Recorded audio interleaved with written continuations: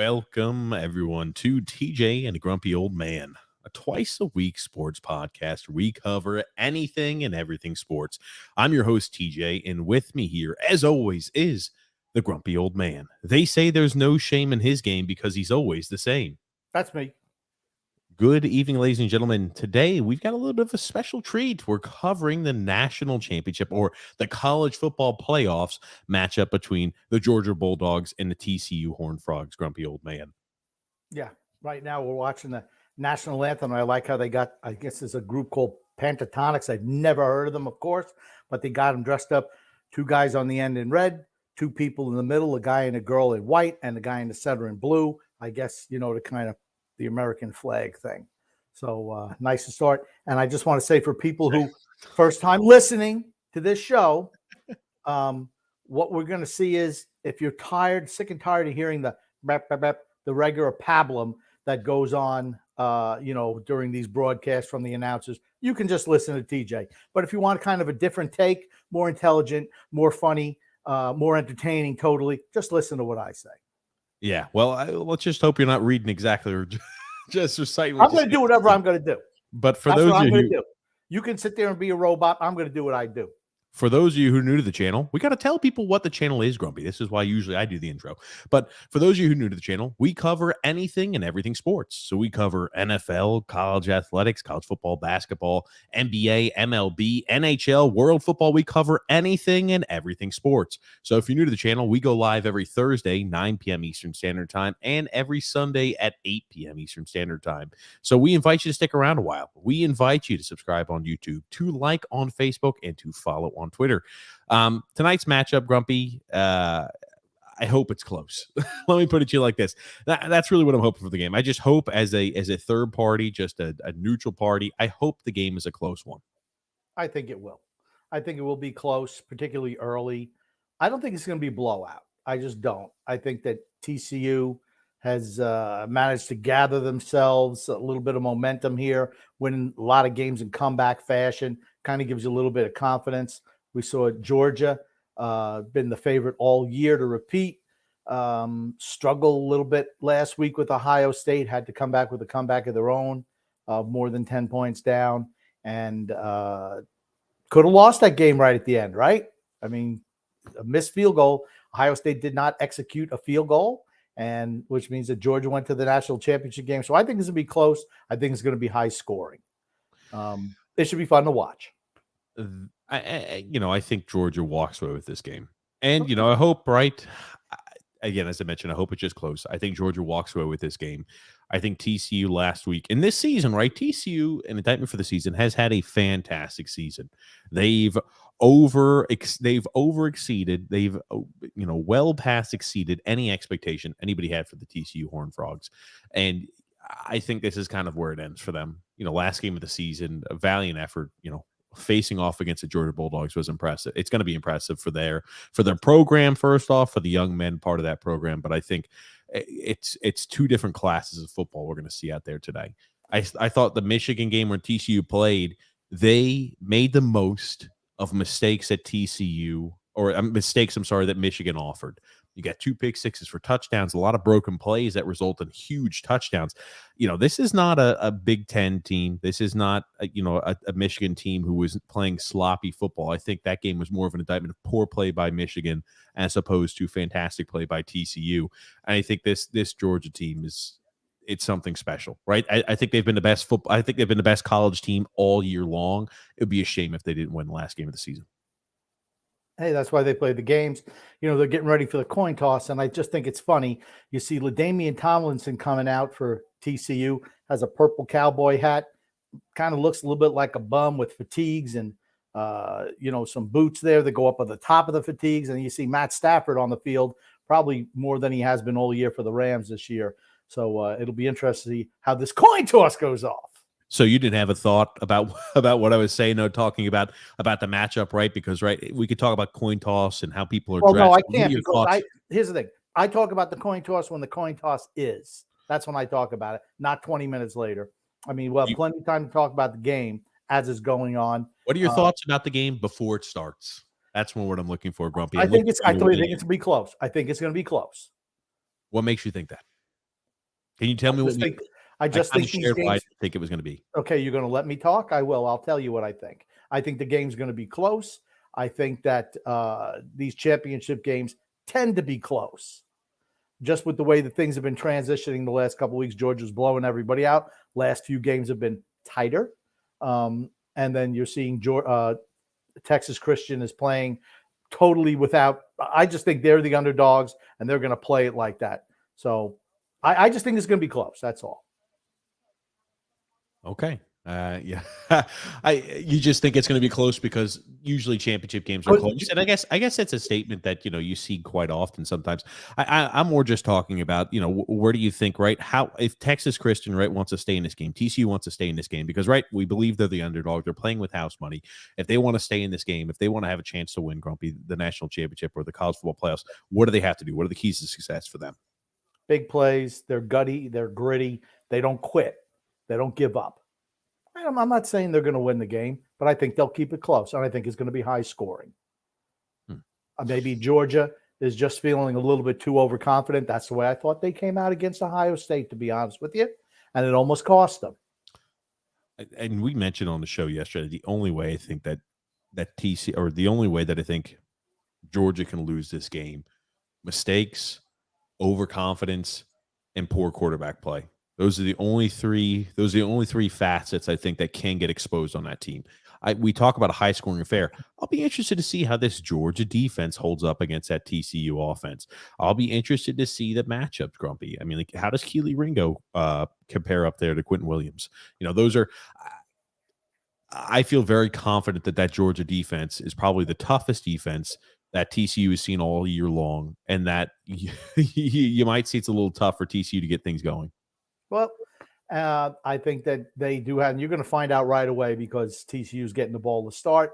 You know what? Ohio State had no problem putting up however many points last week, almost 40 points, 40-plus points last week. So let's see how it plays out. But I think a good matchup is going to be Ringo against Johnson, the number one wide receiver going into the draft with number one or number two. Number one.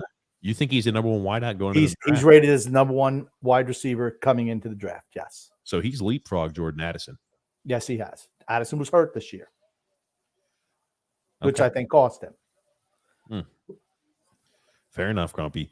Fair enough. Well, I tell you, no matter what, we just hope for a close game. We got some comments here. Drew Licata says, yes, surprise podcast. TJ on a freaking Monday stream. That's right.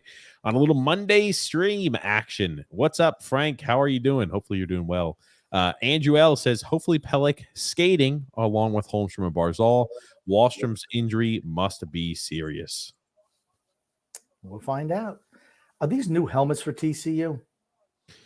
Not sure. I cannot tell you I watch enough TCU in order to tell you exactly what their helmets look like on a week-to-week basis. And already a false start for TCU to start the game.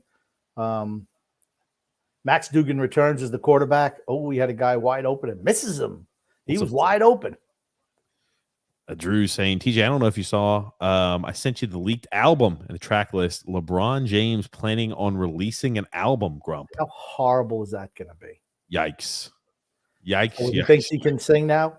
Okay. I don't know. Maybe he can. I'm going to bet probably not.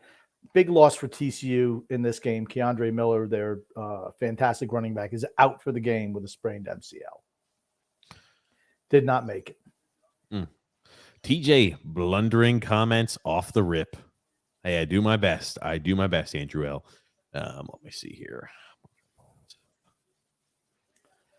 It's going to be 3rd and 12. Little short screen pass to the wide receiver Johnson, and he was wrapped up pretty quickly. Is that a shock? A 3 and out to start? Oh, well, we don't know. It's 3rd down now. It's 3rd and 12. Here's the thing. A potential 3 and out. I just hope the game's close, man. Here's the thing. Last year before this game, when it was Georgia against Alabama, we said, oh, man, that Georgia team, right? Can they finally get the Alabama monkey off their backs? And, we said, Georgia just never comes up big in the clutch. Kirby Smart just hasn't won it yet. He finally did last year. And it's crazy how quick your mindset can change after one national championship victory. Yep. And there's Dugan had a guy open, and he just missed him. He was short with it. Long with his first pass, short with his third one. 3 and out. Georgia gets the ball. You're playing against top-tier teams. You're going to have more pressure in your face than you face all year. Okay, there's been no pressure on him at all. Absolutely none. He's just missing throws. You are going to face more pressure today than you faced all year long, right? Don't go ahead and look at the first 3 plays and try to extrapolate that, oh, no pressure was on that Georgia. No pressure was on. TCU did a great job protecting against that Michigan defensive line last week. I don't think you're going to see as crisp as a pocket long-term this game for TCU. That's all I'm saying, Grump. Okay. All I'm saying is he's missed those 2 throws, and he had 0 pressure all the time in the world to make those throws. He just made bad passes. That's all I'm saying. A poor punt gives Georgia the ball at their own 43 to start their opening drive. Oh, man. This may be one of those throttlings. I mean, here's the thing. If TCU goes down early, watch out. This is a game where I think they had to jump out to an early lead. And Georgia starts off their opening drive with a false start. Oh, man. You got to love it. Sloppy play to start the game. A little bit nervous. I guess is SoFi Stadium kind of like the go-to for big events now? I feel like it because it's recently done. It was, top of the line, state of the art type of stadium. So I have to figure it is. Okay, perfect. I think, like I said, nice run off tackle, gain of 7. I just think that the keys to this game is TCU keeping Georgia in 3rd and long situations. Can't give up 6-7 yards on the opening run and expect to beat Georgia. Georgia, when they get rolling, they're really tough to beat. Michigan moved the ball kind of well. Michigan, despite losing that game, they moved the ball well all game long against TCU's defense. This Georgia offense is better pretty much at every single position, and even better quarterback. I don't think much of J.J. McCarthy. So this Georgia offense is pretty much better in every single facet of their game than that Michigan Wolverines team. And Stetson Bennett hits your boy Bowers right over the middle. Gain of, I want to say 25 yards. They got the ball right now at, looks like the 35 of TCU or 34 of TCU. 1st and 10. Brock Bowers, sophomore tight end. Is he only a sophomore? Sophomore. True sophomore, too. I don't think he was redshirted his first year. No, I know he definitely was not redshirted, but man, you talk about a guy who came in, made an immediate impact, and he's been a fantastic ball player. And like I said, if you don't put, there's a flag. Full start, right? No. It's a gain of 10, so they would get the first down. Let's see what the wide receiver was moving. So it looks like he had a guy. Then they should have blown the play dead unless it was a legal shift. Maybe they're going to call it a legal shift because it looks like that wide receiver wasn't set. Right.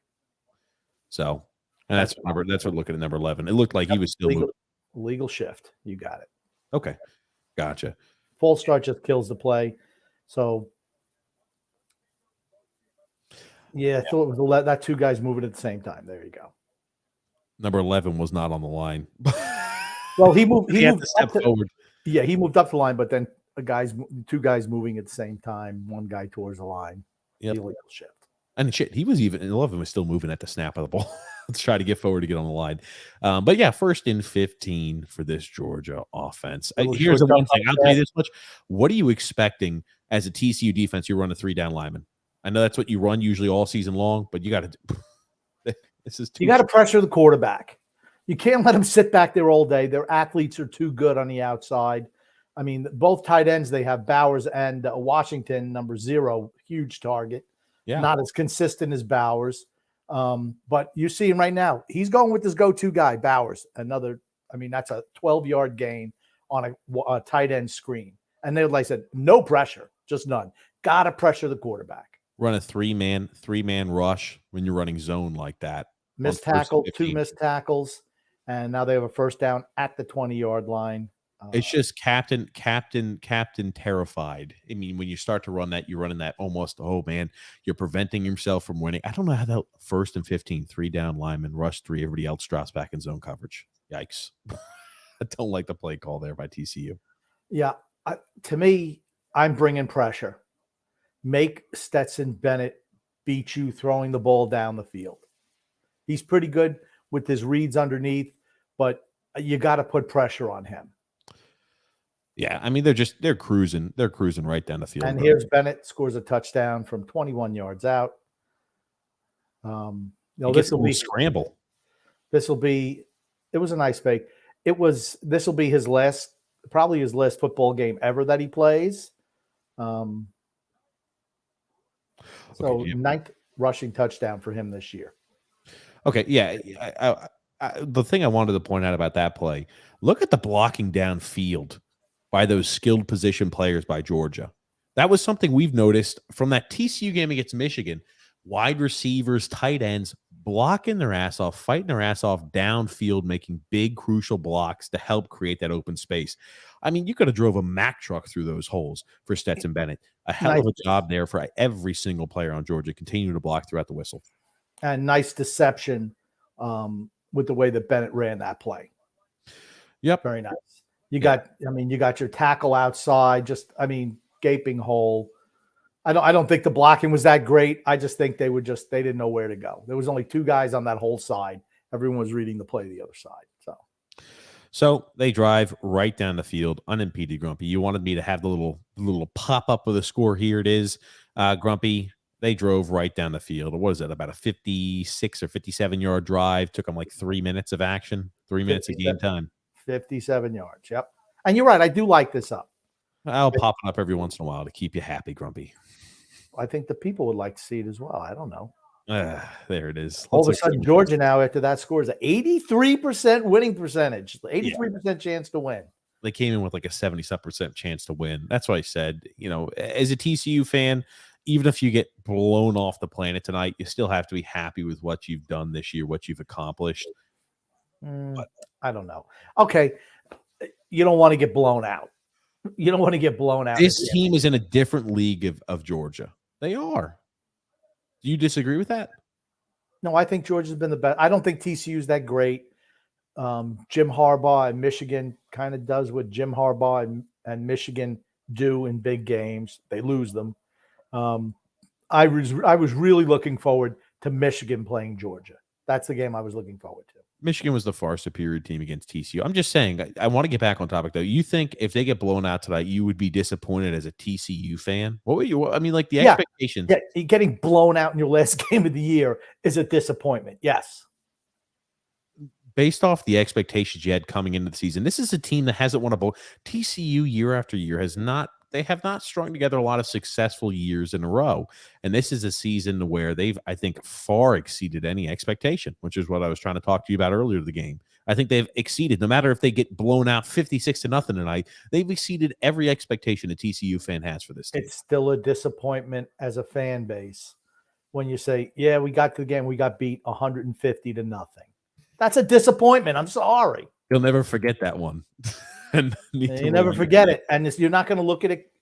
Oh, yeah. Remember that year we got beat in the championship game 153-0? Yeah. No, it'll be disappointing. You get blown out, it's a disappointment.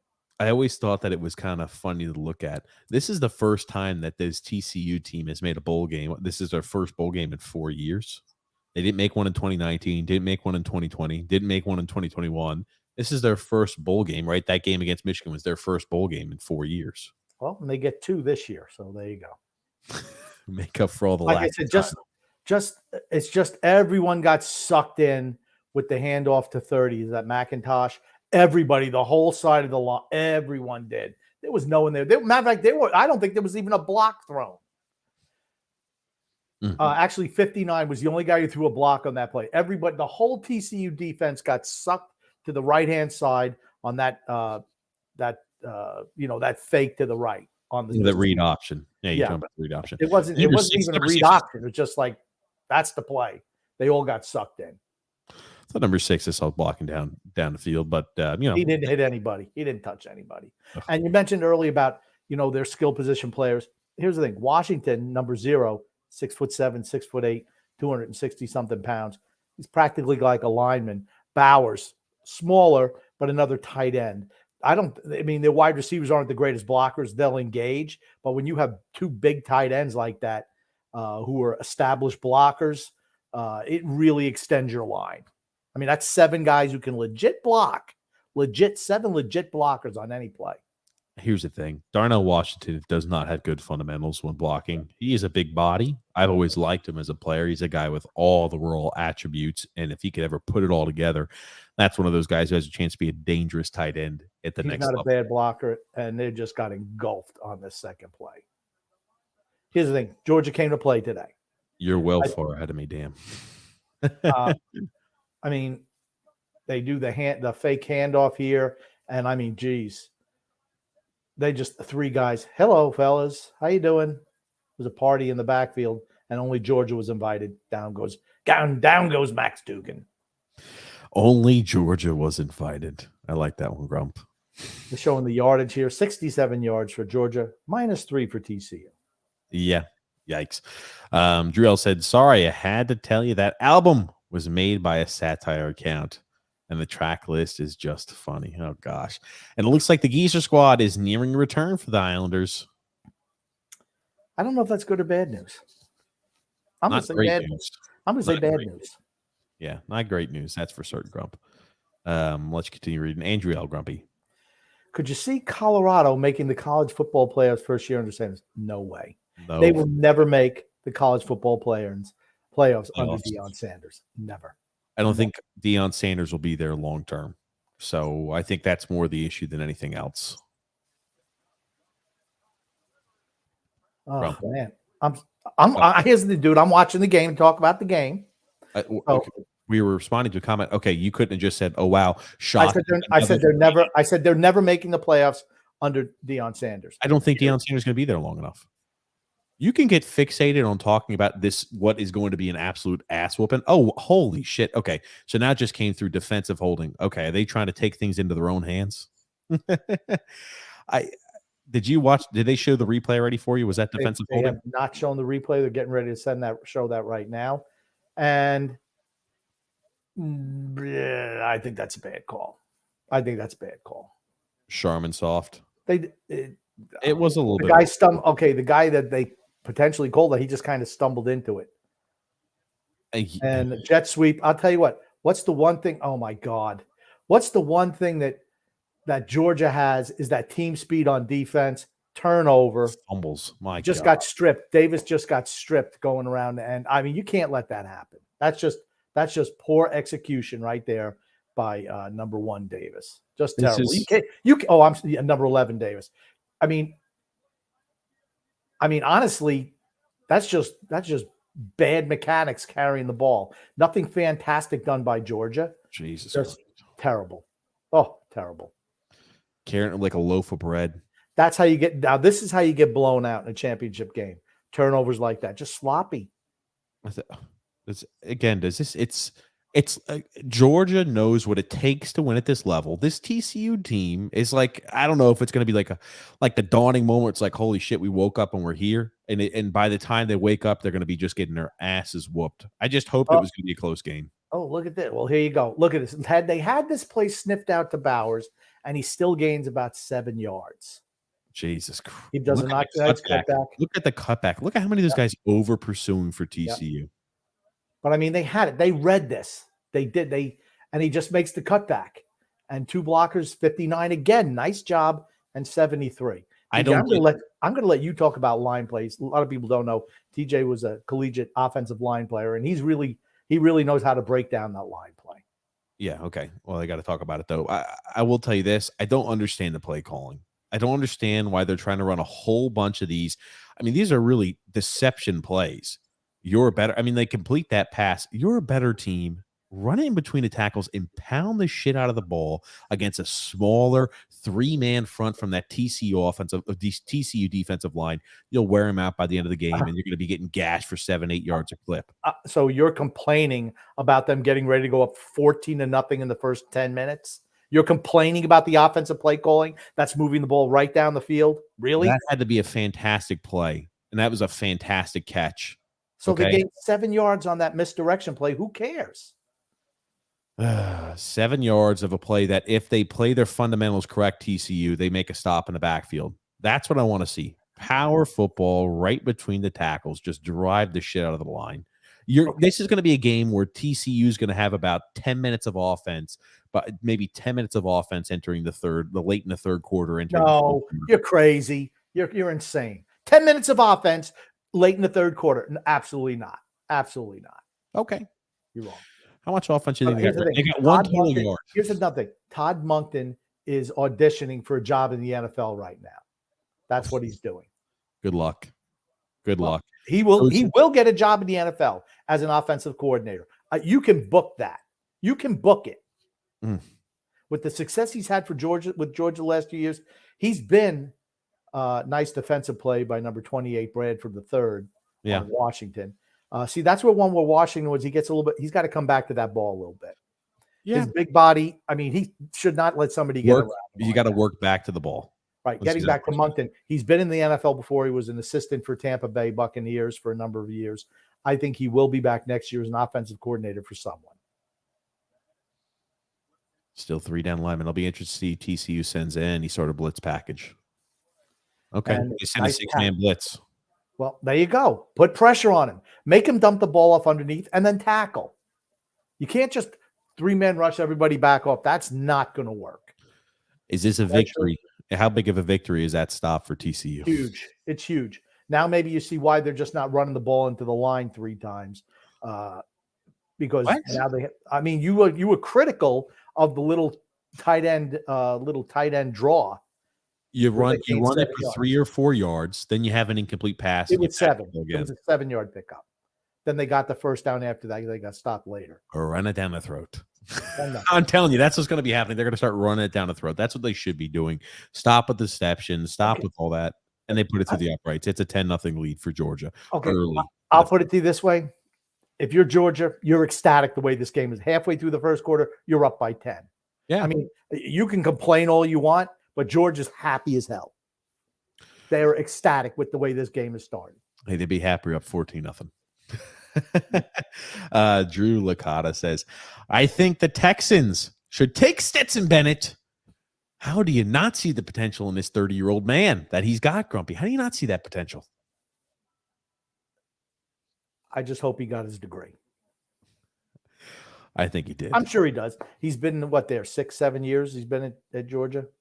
No, he went to, I think he went originally to Georgia, then he went JUCO, then he went back to Georgia. Or he always wanted to play for Georgia, but he wasn't good enough or whatever. So you're seeing here the win probability continues to slide in Georgia's favor, Grumpy. Yeah. Oh, good gracious. Just to pop that up here. Continuing with a few comments here. James F., happy birthday to Jimmy Page, 79 years old today. That makes me feel old. Old. Now, I always knew Jimmy Page was older than me, but seeing him at 79, people are living longer now. They just are. I mean, you look at all the actors and how old. What did the warden do? I bet you the warden did something. I'm going to have to go off for a second. Okay, sounds good, Grumpy. Yeah, he was just talking about how old he is, just like that. Technical difficulties for the grumpy old man. Kicks in like a charm. James F. says, guys, the Raiders got the 7th overall pick. What are your thoughts on quarterback out of Kentucky, Will Levis? He's a guy who's prototypical. He looks the part, right? He fits the mold of he's the right height. He's the right build. He's got the right type of arm strength to him. Underwhelming this year for Kentucky. That Kentucky team was not the same Kentucky team we saw last year, albeit I really have to start watching film on the guys. I can't tell you. I've watched enough film on him. I've watched games just to enjoy them. I haven't done any film study on any of those guys just quite yet. But if he lasts, I can definitely see the Raiders selecting and picking up. If they don't go ahead and have the plan on bringing in Tom Brady, if you feel confident, as McDaniel, if you feel confident that, hey, we're going to bring Tom Brady in this offseason, they're not wasting a pick on a quarterback. They're they're going to utilize a pick to go ahead and make sure they can shore up the offensive line. You go ahead and bring back Josh Jacobs for, on the contract too. You've got the running back, you've got offensive weapons like your Darren Wallers, like your Devontae Adams, like your Hunter Renfros, etc. You're going to look to beef up that defense, to beef up the offensive line as well. That's what they're going to be looking to do. James F. also says, Grumpy on Sirius NHL channel, big praise on the Seattle Kraken. They've played well this year. Absolutely, they have, James. They've played good hockey. And you're looking at what they've done, a young core, young nucleus. You have to be excited about it. I'm sure Grumpy agrees. And TJ, can you put the clip up of the Packer player pushing the trainers and getting an unsportsmanlike penalty? We'll do that on Thursday, James, because I saw that too. You see the reaction of him walking down the tunnel. He's like, I didn't do anything. I thought it was a little, you can't, I think it's just because, right, this guy is, he's like almost like a civilian. You can't push a civilian. You can't go ahead and, even though it was a light bump, you could do that to another player, right? A combatant on the field, but you can't do that to the athletic trainer. And you got to be more disciplined than that. I thought it was a little overzealous of a call, perhaps, but is what it is from that point. And TJ, we're on time tonight. I know we're on time. I got to see what's going on here. We've got a resume back to play. I have to refresh to make sure I am on target here with the game. Grumpy, are you back? Yes, I am. Oh, there he is. My power cord fell out of the wall, and let's just say that would have been disastrous. Disastrous, to say the least, Grumpy. But I'll talk about the Raiders in a second. 2nd and 6 from the 29. Dugan again has a lot of time down the field, guy wide open. And there's our boy Davis, who fumbled the last time. If that was a better throw, or if he had a good enough arm, that's a touchdown. They do have the ball inside the 15, though. Big play for TCU. I mean, that's what they are. They're big play. I mean, they're right back in it. And here's the thing. They're just saying, you know what? We're running no huddle. I don't know what the referees are doing. 3-man rush by that Georgia team. I mean, just a blown coverage right there. You're playing zone coverage and you get lost. How the fuck do you get lost in zone? You let a guy sneak through on the edge. Got to do a better job than that. Yeah, without a doubt, this is where they miss a player.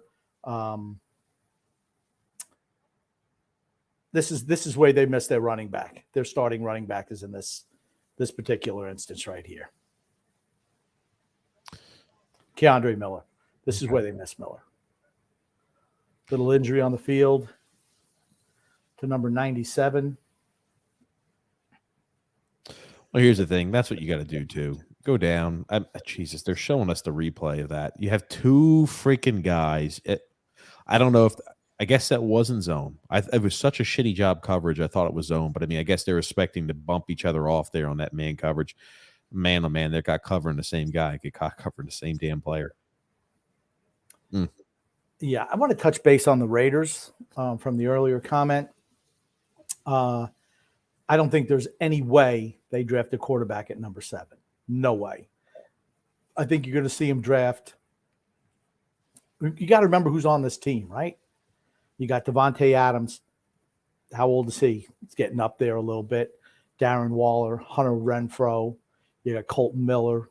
They're all, in the prime of their careers. You don't want those guys starting over with the rookie. I think they're going to go hard after Brady. I don't know if he'll go there, but I think they will go after him or Jimmy Garoppolo. But I don't think they have any intention of playing a rookie. I think you'll see them go cornerback in the first round. Maybe Ringo, maybe Gonzalez out of Cal. But I think that's what you'll see them do. I think they're going to go cornerback in the first round. They need cornerback help. They need safety help. They need offensive line, tackle, and guard / center, as well as defensive line and linebacker. Their defense was terrible this year. But main priority, cornerback, offensive line. It's almost like they have a plethora of items to address, but most teams do. But what do they have? They have the skill positions. Yeah. Those are the hardest ones to get. You can go into free agency and get yourself a serviceable guard or a center, not necessarily a tackle. But you got Devontae Adams, you got Darren Waller, you got Mac Hollins is another wide receiver, and then you got your slot guy in Renfro. That's who Those are the type of guys that McDaniels wants on that team. I think they're going to be better next year, particularly if they get the people's champion at the quarterback position. Get another comment here. Stetson Bennett, college career, is going to have 3 master's degrees. A couple of PhDs as well. He's been there forever. Gracious. He's been there forever. Where do you see the Georgia quarterback Stetson Bennett going in the draft? Not at all. Never. He'll be like 6th or 7th round pick. He will not get picked. He will not get drafted. Okay, I'll put a wager on that. He will get drafted. It'll be late in the draft. Guys like that get picked, even if they suck. Why would you decide even if they don't translate to the next level? He brings no athletic ability to the position. None. Okay, you just saw him scamper off for a little bit of the gain. I still think he's a guy who a team is going to draft him just based off of the college success and hope maybe they find a guy who pans out or is a serviceable journeyman. Okay, we have a situation coming up here where it's 3rd and goal. Well, actually, no, 3rd and 1 from the 2. If they don't get the first down here, do they go for it on 4th down? Yes. Absolutely. I 100% agree. You've got to go for it because you can't go ahead and say, hey, we're going to kick a field goal and let them march down the field and put up another 7. And it's once again, I'm going to say this is where they really miss Keandre Miller. He's a tough little back. And I'll tell you what, they're a team that, you know what, they are able to execute. Touchdown for Max Duggan over between the left tackle spot. They're right back in the game. Right, one big play. That's what they did against Michigan, right? They're not going to quit, and they can make those big plays. I'm not sure them saying they're right back in the game. Down 10-7, you're right back in the game. 10-7. You're not going to find me, and there's a read option. The read option, he scampers into the end zone. But, you're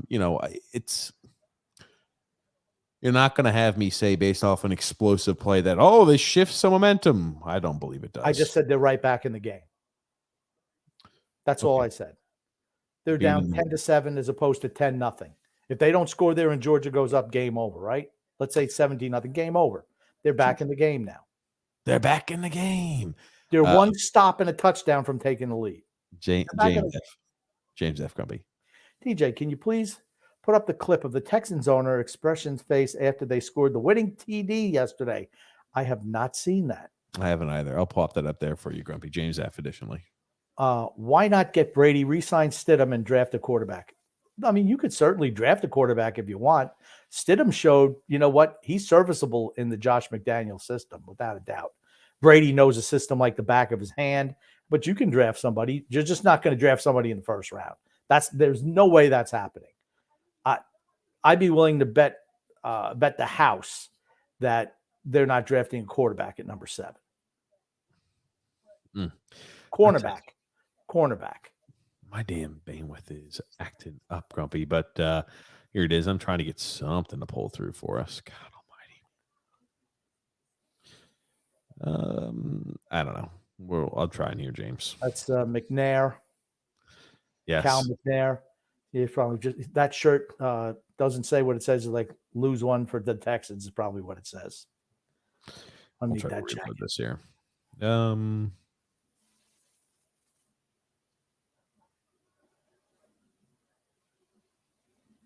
I don't know. Unless there's something specific. The whole thing was, I can't believe they went for a 2-point conversion. Why would you go for a 2-point conversion? That's my whole thing. Why the heck would you go for a 2-point conversion?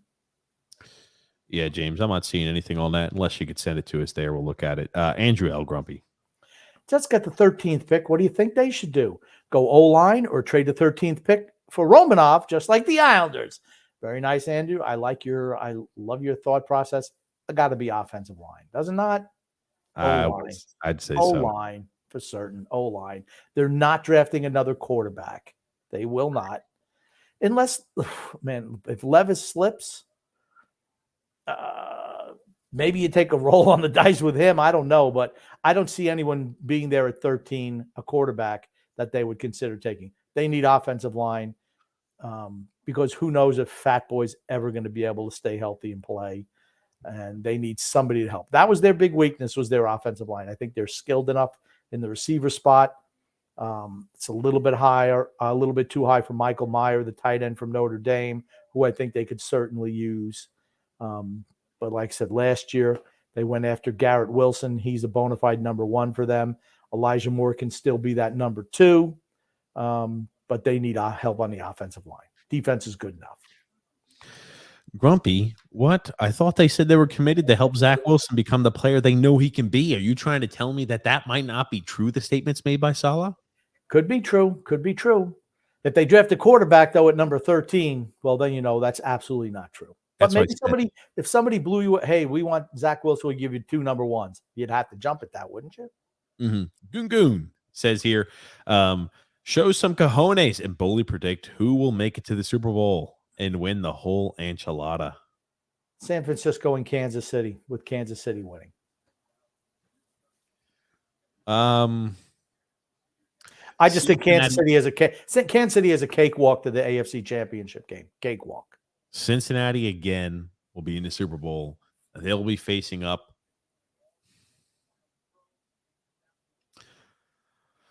Oof. I want to say the 49ers, but how will Brock Purdy play in big moments and when the team relies and needs them? I think the NFC is weak. I just think they're weak. I think really any team can come out of the NFC. San Francisco was so dumb. Brady wanted to go there a couple of years ago. They were just dumb for not going there. I'll tell you what, I like how the Georgia receivers, they take the ball and they up the field, but that 84 that's McConkey, I believe. I don't know if he's related to Phil McConkey, the old Giants wide receiver. He doesn't take it straight up the field, straight on an angle, cutting towards the center of the field, and there's nobody there. That must have been something that they saw in the film, because you're seeing all of them do those misdirection. Nobody's going straight up the field. They're all taking straight angle attacks after they catch the ball. It's very interesting. Okay, a lot of times it's a read based off of what the corner or what the defensive back's doing. You'll make a cut based off of the read. Hey, they're playing zone, they're playing man. What does it look like? They'll try to find the open spot. They'll try to find a soft spot in the zone. Well, but he catches a wide receiver screen. He just turns up. He doesn't even look up the field. He cuts it right to the middle. That's what he did. I'm telling you, having such a tough time getting shit pulled up and loading through on my side, Grumpy. I'm having to rely completely on you for this game. I just find it interesting how they're always able to find those pretty cheerleaders, those camera guys, or the guys in the booth. Are you talking about? You mean the pretty fans? You mean actually cheerleaders? Well, those just happen to be some cheerleaders. I don't know where they were. They were not on the sidelines. So and again, wide open on the side, second read. And another first down for Georgia. McConkey again.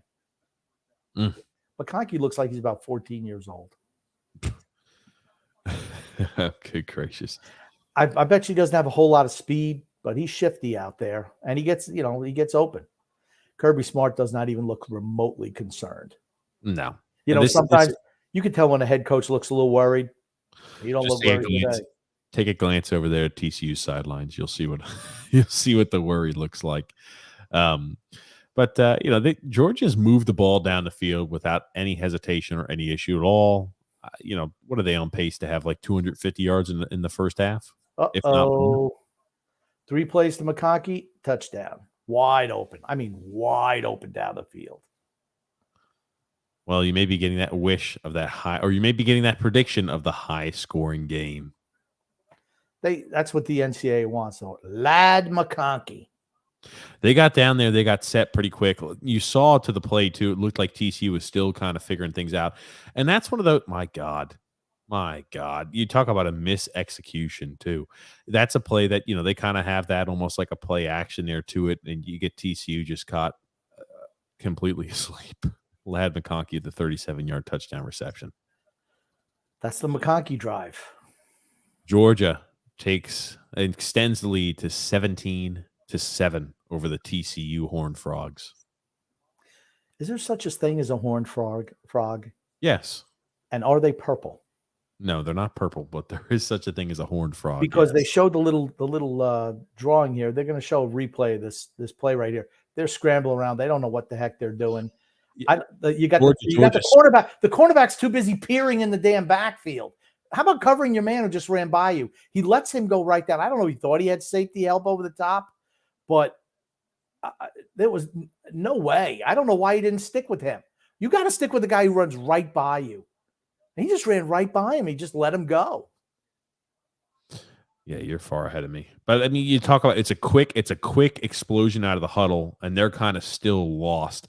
Okay, you look at it. You had 3 defensive backs on the other side of it. You had 3 defensive backs covering 1 receiver, and just kind of lost in a no man's land. They weren't Number ready. one's covering number 6. Grump. It's just they were not positioned correctly. As simple as it was. You had 3 Georgia receivers running against 2 TCU defensive backs, and you had 3 TCU defensive backs covering 1 Georgia receiver. That's a good job of exploding out of the huddle, and TCU was lost as to who to cover or how they needed to be lined up, and Georgia gets a touchdown.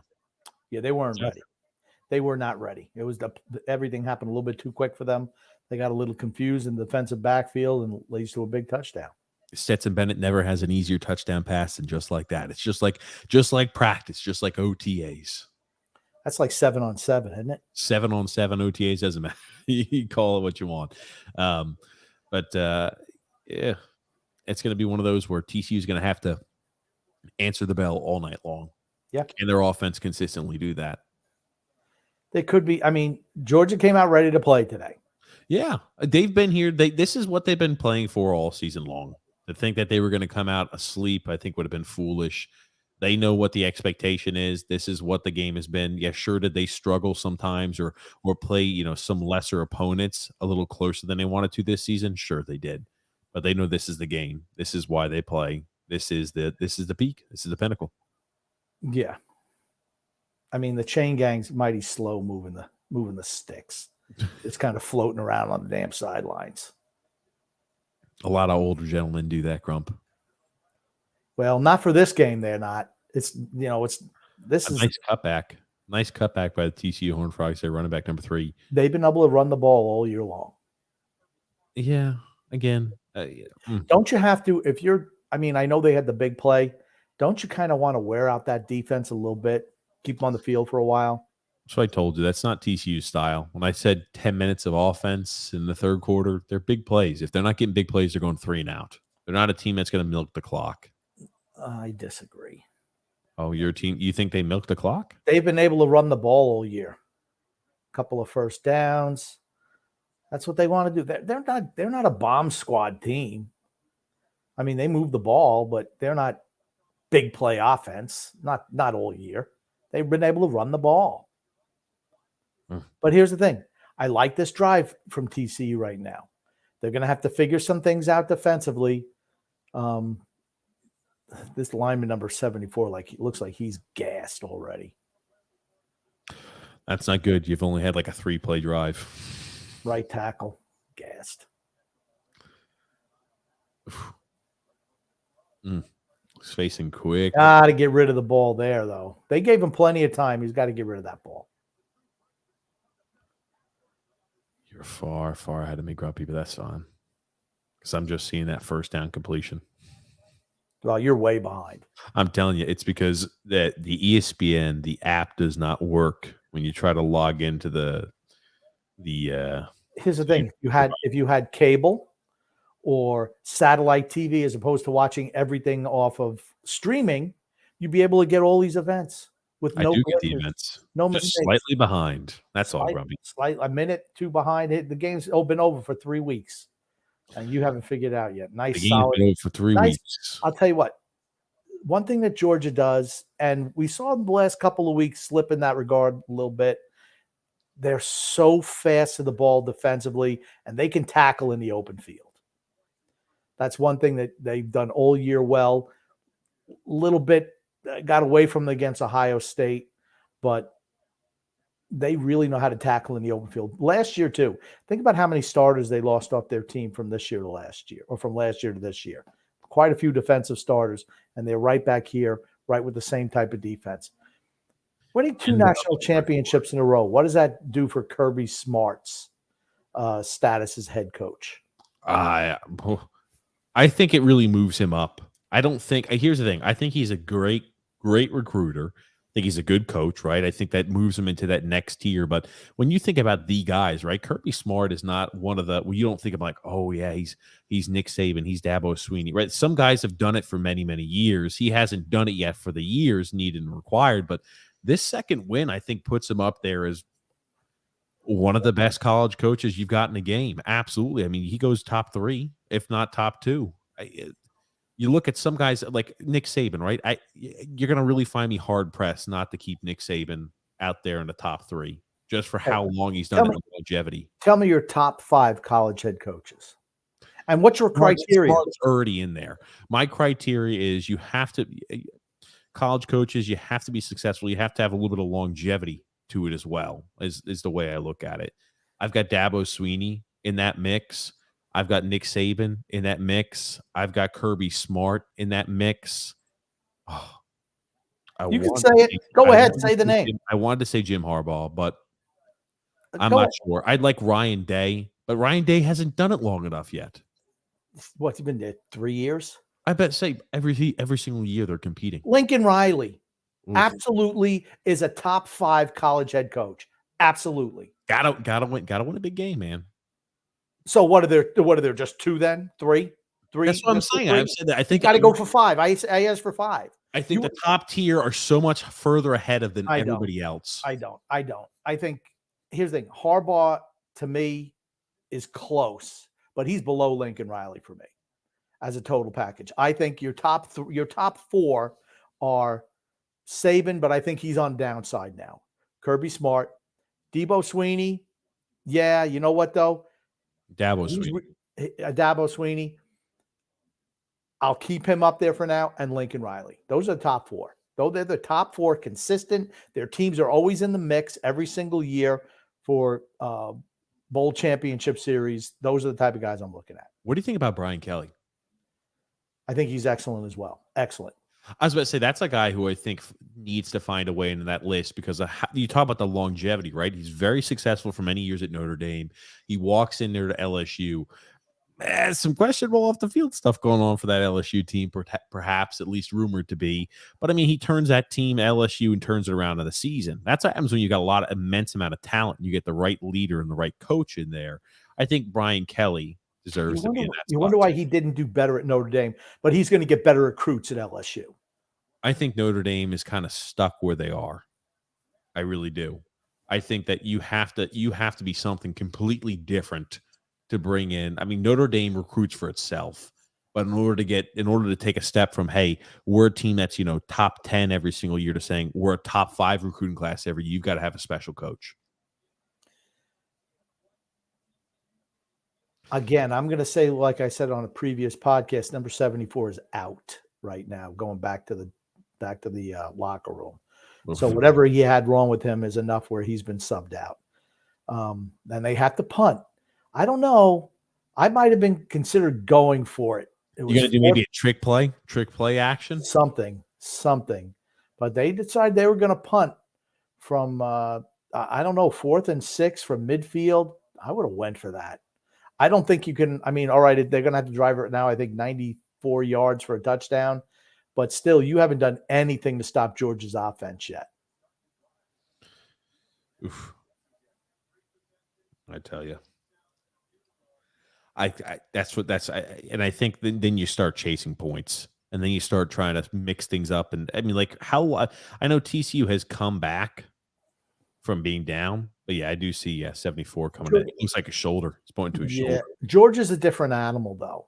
Yeah, it's a totally different. Again, they have athletes. Like I said, that was the one advantage that TCU had over Michigan. They had more athletes, more athletic. Where that's not the case with Georgia. And I'm going to tell you again, because would you rather play in a warm college, a warm area of the country college, or play up there in the snow and the cold? The SEC recruits for itself. They're always on TV. They're always in the national title hunt. They play in a nicer environment. You have to sell northern teams have to sell their program. And refer to me what you're talking about right now, Grumpy. I'm just talking about the athletes that Georgia has that Michigan did not. Okay. Miss Bowers again. Okay. It's the SEC is the top tier. That's why it recruits for itself. It's the toughest of the tough. If you can play in the SEC, you can play in the NFL. And student athletes and young men like to hear that. Let's say you're a top recruit and they say, okay, you can go to Michigan or Wisconsin, or you can go to Southern Cal or Texas or Who's Florida State. who's going to pay me the most money? That's what I mean. It's completely changed. Who can give me the most NIL deal? I think sways kids more these days than you. I think if you're a top level guy, the big schools are going to give you whatever you want. Doesn't matter. I don't think that the difference is that much. They're having a real hard time accounting for Bowers out here. The guy who covered him, I swear he's a defensive lineman. Could be one of those outside linebacker specials. Joseph C says here, Jalen Carter is going to be a beast. Keely Ringo got destroyed by Marvin Harrison Jr. in the semifinals. I don't know if that dropped his draft stock.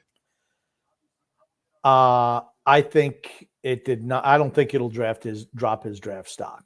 Marvin Harrison Jr. is really good. I think it affects it. But they weren't playing man the whole game either, though. I mean, I don't think it's going to hurt as much as you think. Google says, Grumpy, you recently pointed out that most football players are dum-dums. True. Would you guess that the Packers' Quay Walker is a smart man? Nope. Pretty dumb maneuver yesterday. It didn't cost him the game. Rodgers being the quarterback, he's just not a big game quarterback. Just not. Rodgers. I do like his little commercials. I think they're cute.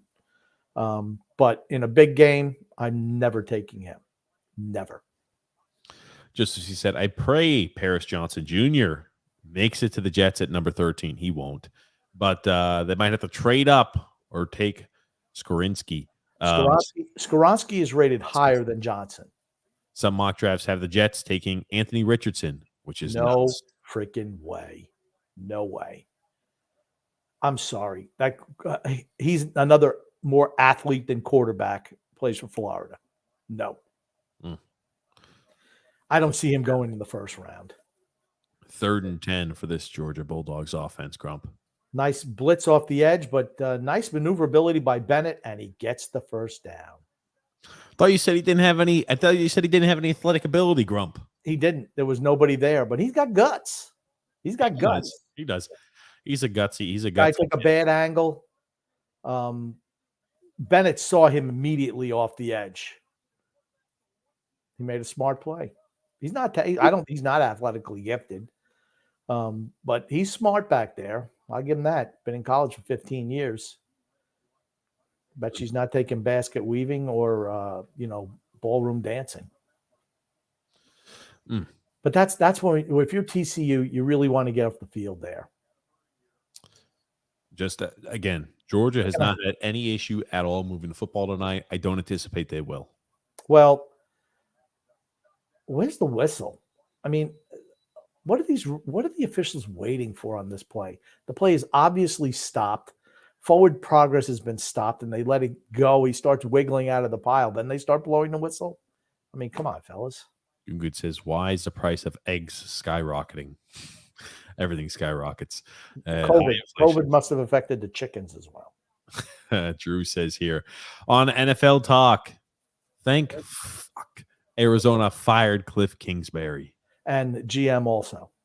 I'm also not going to lie. It's looking like CJ Stroud is going to end up in Indy. That's a fantastic situation for a young quarterback in the dome like that. We'll see. I don't know. I'm not sold on any of these quarterbacks this year. Just not. I think Stroud is the best of the options. Okay. I don't have a problem with them drafting Stroud. Maybe they trade up. Maybe they like Bryce Young more. Maybe they trade up with the Bears to get the number 1 pick, go from 4 to 1. He hits. Supposedly the Texans want Bryce Young at number 2. Why? Yikes. I mean, he's been their guy. Nice little job. In the face of pressure, Stetson Bennett stays calm, cool, and collected. Hits. Hits the hits the running back out of the backfield, and they complete that. Anyway, Rob G says, "Go Islanders! Big game tomorrow." It is a big game against the Stars, right? Yeah. Yeah, I was about to say it's a home game too. Big game against the Stars. Get Good away. says TJ.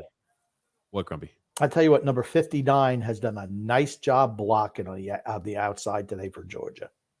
Really a borderline hold, but I'll tell you what, he's been doing a really nice job at the left tackle spot.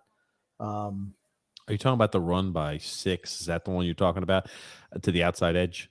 He doesn't really block a soul here. No, I'm just saying 59 has done a nice job blocking today. I know he was not really involved with that play, but he's done a nice job at that left tackle spot today.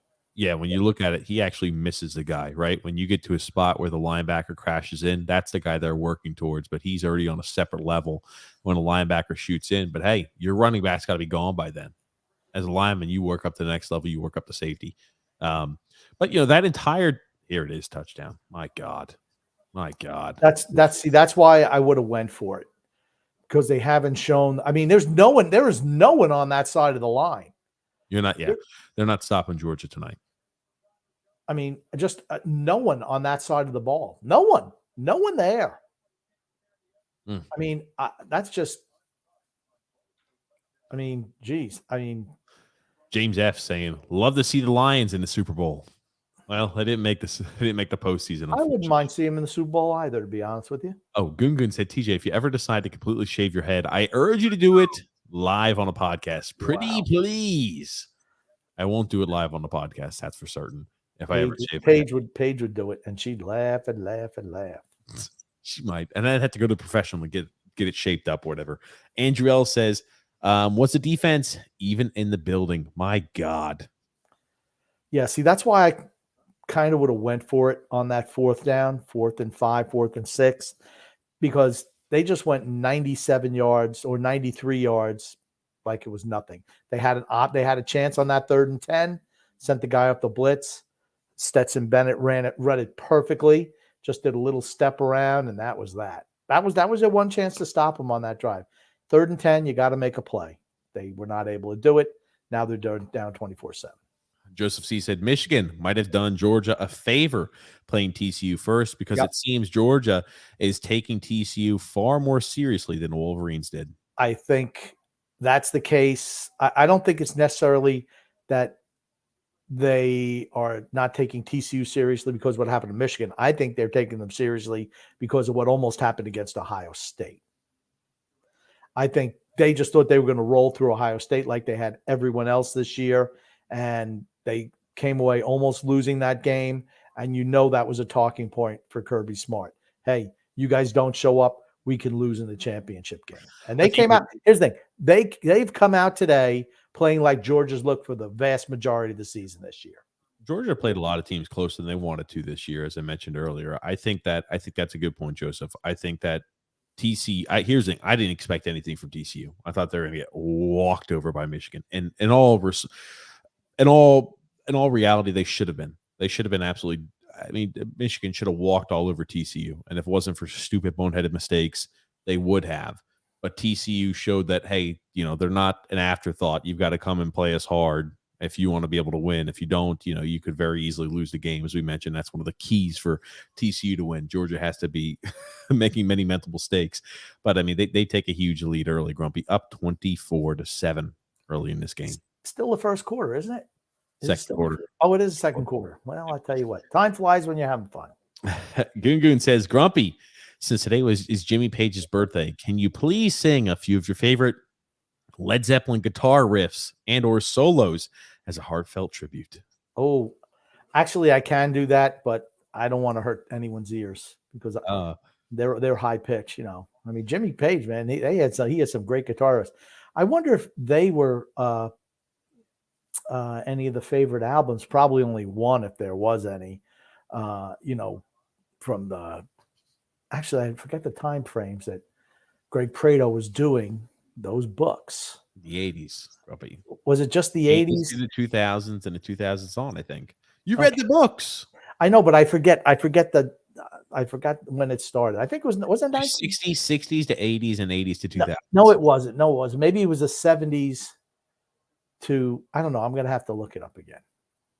Damn, Grumpy. But here's another kickoff for TCU, and well, take the kickoff return from the 1 and get it up to the 19. Interesting.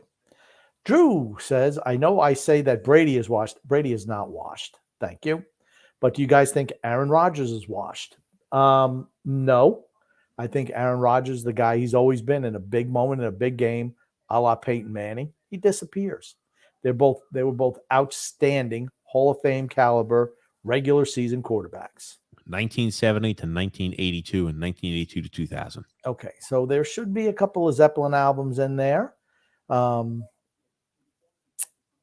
And I don't even know what my point was now. Yeah. Sorry. Anyway, you got to get that thing to Greg, by the way, still, Grumpy. Not letting you forget. Do it tonight after the game, Grumpy. That's your homework assignment. I think Rodgers his mind is elsewhere. I don't think his mind was fully into the Packers this season. It was a big game, a game they had to win, in essence, a playoff game for them, and he freaking disappeared. Period. That's Aaron Rodgers in a nutshell. That's him in a nutshell. Frank says, I'm back. Hello, all gents. What's up, Frank? How are you? Shay says, hi, y'all. I strongly dislike football, but you all deserve my view. Thank you, Shay. And Gungun says, has Lazy Lou sunk to sub-Milbury levels? No. He's still got a long way to go. He's got a long way to sink still. Have you seen this commercial with old Taylor Swiftie? They got her like in a whole bunch of little silly little costumes. I mean, is she popular? Is she that popular? I wonder how much they paid for her, how much Capital One paid for her. This guy looks like, hey, I see Taylor Swift. I got to keep on pouring the drink. I don't realize that it's just pouring all over the table. Really? I'll tell you one thing. Who was it? Jennifer Gardner used to be in Capital One. I liked her. I thought she was a lot of pretty ladies work for Capital One as their spokesperson. And you can't be upset about that. No. D-Cut says, D-Cut in the house. There we go. Drew says, yeah, TCU's finished. It's unfortunately, I'd have to agree. They're going to look back. Hey, this was a successful season. We got beat 111-7. I still think this is a successful year for TCU. It's a big building block. It's an easy recruiting point. Yeah, we made it to the college. We made it to the college football finals there. You know, a word team that you should take seriously. You should consider. Absolutely, I think this is a big game for them. This is a big recruiting piece for them. Yeah, but most of their guys are graduating seniors. That's why you see them be good every 4 years. They keep their players don't leave early for the most part, and they catch lightning in a bottle every 4 years. That's what it is, huh, Grumpy? They catch lightning in a bottle every 4 years? Stop. What's up, Frank? How are you? D-Cut says, TJ refusing to get a working camera is a fireable offense, in my opinion. D-Cut, I have a question for you. Would you like to have a little picture of like up in the center screen that kind of gives you a breakdown of what's going on during the game, my bandwidth is not even enough to watch the game. My bandwidth will not be enough to also have an additional game cast on the screen, Grumpy. As I mentioned earlier, I remember you to be hypercritical of my internet. Should I rip you? Say, you better get better internet. You better get better internet. Usually I'm able to watch the game on my phone, but I've been having issues watching on my phone. So I've had to switch back and forth to my phone and the actual computer. So it's having issues. I mean, it's nice to see Jalen Carter back. He's had a little ankle problem recently for them, and nice to see him come back and be somewhat healthy today. That's also bad news for TCU. Oof. Yeah. Empty backfield sets. They've been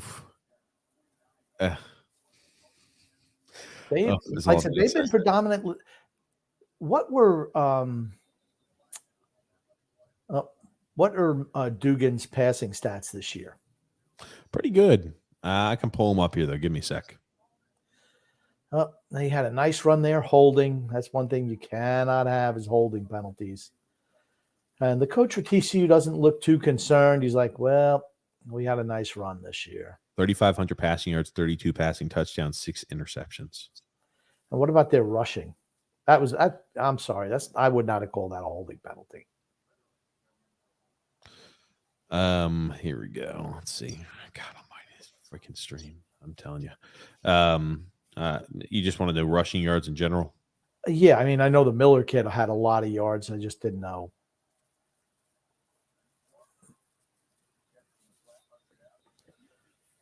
They're going to have to hope for some over-aggressive roughing penalties on Georgia to move the ball down the field, I feel. This game's just about over, though. Just about over. 2,863 rushing yards. Okay, so that's a lot. They're pretty balanced then. Average per game is about 204 rushing yards a game. Passing yards about 269 passing yards a game. Yeah, so they're predominantly a running team. Here's the thing. When you play in the miserable Big 12 where no defense played, defense need not apply. Now this is a guy in the slot wide open here. Just make that quick read and pass. Oh, why for the bomb? And he throws an interception. He had the guy open in the slot for a first down. That safety just backed off. They would just throw it to him. You got yourself a first down. I don't understand that read by Dugan at all. Yeah, the holding call wasn't. That's just a bad. He's got Johnson wide open in the slot, wide freaking open. Yep, there you go. Herbstreet's saying the same thing. He's wide freaking open. Why the bomb there? Just a bad throw. Unnecessary. That's right. Everything you want on third down, and you do that. Oh, just dumb. And you beat yourself with. And here's the thing. He's a kid. So there's a little bit of excuse, but man, that's just poor execution right there. You had your first down. You should have went up to the line of scrimmage and said, "Oh, here's the thing. I'm changing that play call. This is what we're doing." But nope, they didn't. And right after this touchdown play, again, Bowers on that little misdirection tight end around. Gain of 10. Yikes. This is, they're going to pound it in for another touchdown. Yeah. Here's the thing. Right. You do have them in a slot. Run yourself a little slant. They do drop them back into coverage, but. Hey, do you remember when LSU won the championship when Big Dick Joe Burrow was there? Yes, I do, Grumpy. Do you have the lineups for that team, for that LSU team? Yeah, I can get it pulled up. Give me a bit. I'm just interested because I heard someone say they might have been the greatest college football team ever. And you know what? I just think of some of the guys who were on that team. They might not be too far off. I was about to say, I really do think they could have been one of the greatest football teams. My God. Oof. Not a great job by the offensive line, but I think they really could have been one of the greatest offensive lines. Ugh. My gosh. If this is defensive coordinator, dude, you better get your resume updated. It's the best team in football. Okay, but they look just outclassed right now. They are outclassed.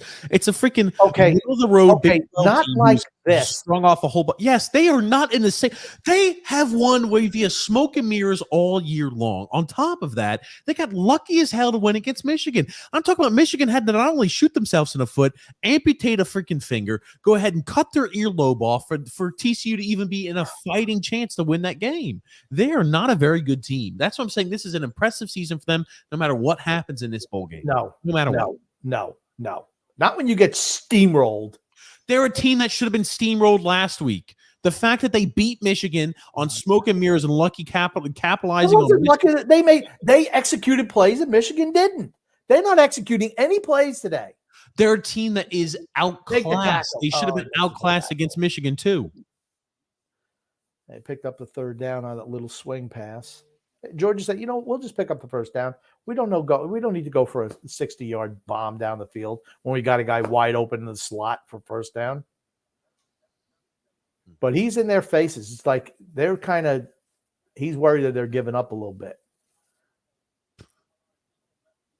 They're not as bad as they're getting beat right now. I'm sorry, they're not. They are. They're not. They're not. Only an impressive game all year. You lose one game all year, you're not that bad. Besides Michigan, what impressive win does TCU have this season?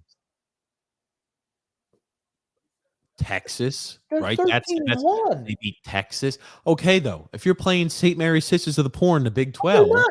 Okay, but they're not. You're under because you don't like the Big 12. That doesn't mean that they don't have teams that can play in that conference.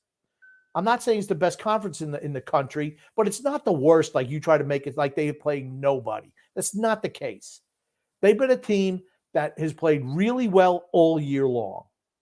Period. You don't go 13-1. I don't give a shit what conference you're in, and you're not a good team. Sorry. Oh, okay. We'll just have Georgia. Georgia's come to play today. Georgia's come to play today. That's the difference. Last week, Georgia did not come to play against Ohio State. Michigan came and thought they were going to walk over TCU, and they got beat. That's what happens when you come in overconfident. Georgia did not come in overconfident today. Joe Burrow at quarterback, Clyde Edwards-Helaire at running back, wide receiver. I'm sorry. Jamar Chase was wide receiver, was he not? Let me see here. There's no way. Oh, Leonard Fournette must be Leonard Fournette's brother. Yes. Leonard Fournette. Okay. Brother.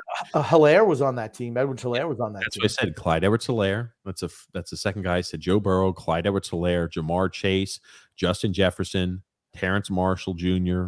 He was solid. Jamar Chase and Justin Jefferson were the two wide receivers, right? Correct. They're probably the two best wide receivers in football right now. Correct. On that team. Correct. On one team. So tight end, Thaddeus Moss, he put up decent numbers there for LSU.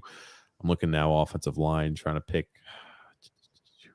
I'm sure. I mean, Justin Jefferson, best wide receiver in football now, don't you think? I'd have to say. Yeah. He has a full route tree. Kavlon or Chason Grumpy. Yeah, he was pretty good. On Chason. He was. I mean, he's a guy who was, I think, a first or early second round pick, if I recall. Linebacker, right? Linebacker. Yep. Patrick Queen was another linebacker that immediately pops. His name pops there in my mind. I know he was an early pick. Really good for the Ravens now. Mm-hmm. Christian Fulton, defensive back, hell of a defensive back there. Yeah, they were loaded. I mean, Eric Stingley Jr., another fantastic corner, early selection last year's draft. Okay. And they beat Clemson in the final. Is that correct? To be honest with you, I'll have to look that up. I think they did. They beat Clemson 42-25. Yeah, and it wasn't even that close. Oh, my God, make a tackle, fellas. I tell you what, TCU's kind of given up on the defensive end. Here are these fans. They're standing they're like, how far is it back to Texas? Let's get out of here by halftime. Oh, good gracious. It's like pitch and catch, and then just a missed tackle or just not executing a tackle. I remember you saying Bowers, I know you liked him last year. Yeah. He's even more integral in their offense now. Current drive, 8 plays, 54 yards, 4 minutes and 50 seconds and counting. They'll probably try to score just before half. And here's the bad news for TCU. Georgia gets the ball to start the second half. Mm-hmm. Oof. Oh, who are you, Sling Blade? Yeah. Oh, my God. I'm telling you. DJ Chark was also on that team. Wow. Okay. So that's that. I was trying to pull up and go through it there. DJ Chark was also on that team, but when they had both Jamar Chase and Justin Jefferson, I'm sure, as you can imagine, DJ Chark didn't necessarily light the world on fire in college, but DJ Chark was on that roster. Wow. Let's see who else. I'm just trying to look at Darius Geist, the running back. He wound up having some legal issues, which wound up costing him his career. Devin White, I believe, was also. Hold on. I'm sorry. Chark was the year before. He was not on that 2019 team. I do apologize. Okay. But I think it was Devin White. I got to look up. I think Devin White maybe he was just drafted. No, I'm sorry. Devin White was not on the team. He was drafted the year before. But that LSU team was stacked. I mean, just the weapons alone were fantastic. Grumpy, I'll let you read this, and I'll be back in a second. I could see Seattle in the 20s taking Anthony Richardson and having him sit behind Geno for 2 years. Okay, I guess, I don't know. I'm just not a big fan of this year's quarterback crop. And I think having 4 or 5 guys go in the first round quarterbacks, just as TJ always said, they always get overdrafted, and that's going to be the case this year. I don't think Bryce Young is that great. He's small, first of all. And then you have the Levis kid, or I don't even know if it's pronounced Levis, I don't know. Kid from Kentucky is probably the guy that is going to get, I think he's the most pro-ready or the most fits what pro teams like in a quarterback. Second would be Stroud. Third would be Young. But, I mean, there you go. And then you're going Richardson. I mean, I just don't know. I guess I'm just not sold on him. I think it's a reach going for him in the top 20. Who knows, though? Who knows? It's still early in the process.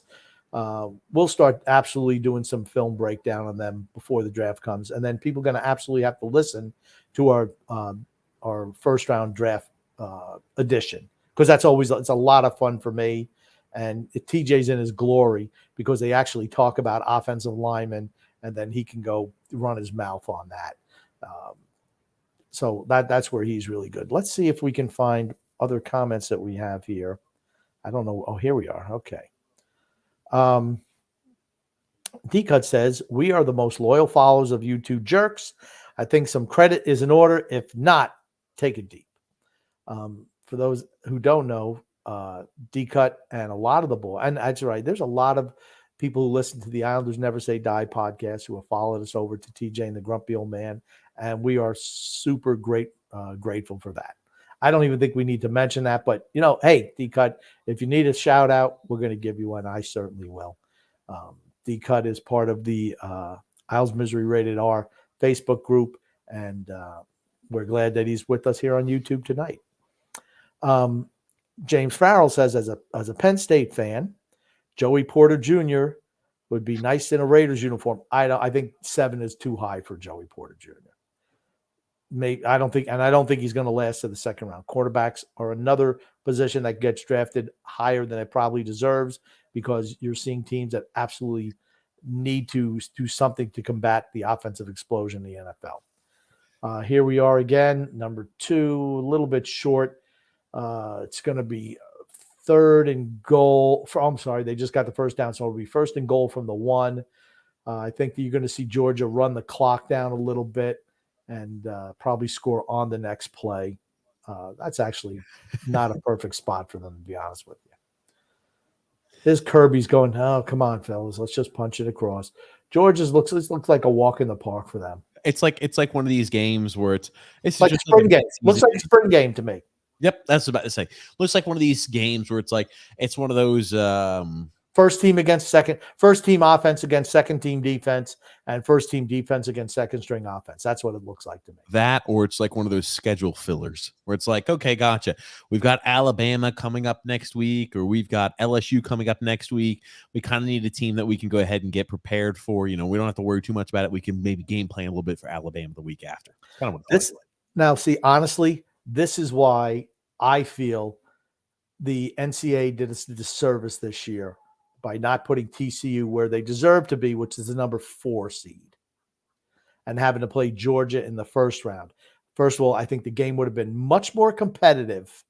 I'm not saying that TCU would have beat Georgia, but certainly the game would have been more competitive than have Ohio State, Michigan in a rematch, because they were certainly the second and third best teams in the country this year, and then have that game, probably Ohio State. I think they would have beaten Michigan in the rematch, and then have Ohio State, Georgia in the championship game. TCU, I know the NCAA wasn't counting on them beating Michigan, but TCU and Georgia is not a marquee matchup. It's not for TV wise. I'll be interested to see what the TV numbers are when they come in. Absolutely. D-Cut says, we have the most loyal followers. We're the most loyal followers of you two jerks. I think some credit is in order. If not, take it deep. I already hit on that comment. Okay, gotcha. James F says, already hit on that comment. Where did you hit 2, Grumpy? Why don't you tell me that? You can go right to the next comment. I just hit those 2. D-Cut. James, I agree that Porter is a player. Yeah, just not to be drafted in the top, not at number 7. He'll go in the first round, though. He will. Gungung says, Joe Bonino today said something about the Jets that he may be right about. Keep the head coach, even offensive coordinator, and see how they do next year with a veteran quarterback. If they stink, then it's time to blink. Yeah, Salah's not going anywhere. I think LaFleur was rushed to the offensive coordinator. I would have liked to see him be a quarterback coach first. He's young, right? That's the thing. Oh, let's get the young 30-year-old, bring them in here. They're going to run the show because they're so inventive and creative in the offense. Revolutionize our offense. Here's the thing. You don't see those guys be successful right away. It takes them a little bit of time because they haven't seen everything yet. unless they're riding the coattails of a fantastic quarterback, those guys usually fail because they're damn young. Now, How I many think times did a fantastic young offensive coordinator work without a fantastic QB? right, it's always players, always. Yeah. And TJ, you've come away to my way of you come around to my way of thinking on that, haven't you? It's the players as opposed to the coach. What Grumpy? I think coach and game preparation is important, and I think that it can't be on right. Michigan's players are not ready to play. The players didn't execute well because I think it had a poor week of practice, poor game preparation. When we talk about that against TCU, I think coaches and players can both lose you games. I think coaches get the guys prepped. If you're not prepped properly, you very easily can lose any week. Okay. And a walk-in touchdown for number 2. It's going to be 31-7 going into half. Milton. I don't think it's I don't think it's Milton Parker. It's Kendall Milton. Or Milton Bradley, the inventor of the games. So I don't think that's who it was. But again, nice easy drive for Georgia. Like I said, it's like a spring game. They're doing anything they want. One thing I just wanted to mention about the Jets, they should bring in a veteran quarterbacks coach as well as a veteran quarterback, a Derek Carr, a Jimmy Garoppolo. Those are Tom Brady's not going there. But somebody like that, you could absolutely see the Jets in the playoff hunt next year and even make the playoffs. Just think about what we said at the beginning of the year, right? Denver was going to be a threat to make the playoffs. The Raiders were going to be the worst team in the division. That wasn't the case. Kansas City is going to be Kansas City. The Chargers are going to be the Chargers, even with their terrible head coach. But you look at it going into next year, Cincinnati is going to be winning that division for a lot of years. Baltimore is always going to be tough. Pittsburgh is back already. Says about Mike Tomlin. The AFC South is still weak, right? But I think you're seeing Jacksonville with Doug Peterson as a coach and Trevor Lawrence. You're seeing the elevation of the Jacksonville Jaguars, where they could be the team that's dominating that AFC South. Mike Vrabel today fired his offensive coordinator, his defensive coordinator, and somebody else. He fired a whole bunch of coaches, unhappy with them. What power does he have with that Titans organization? The GM goes, the head coach stays, he gets rid of all the coordinators, and he's still there. He's got a lot of power in the Tennessee Titan organization, without a doubt.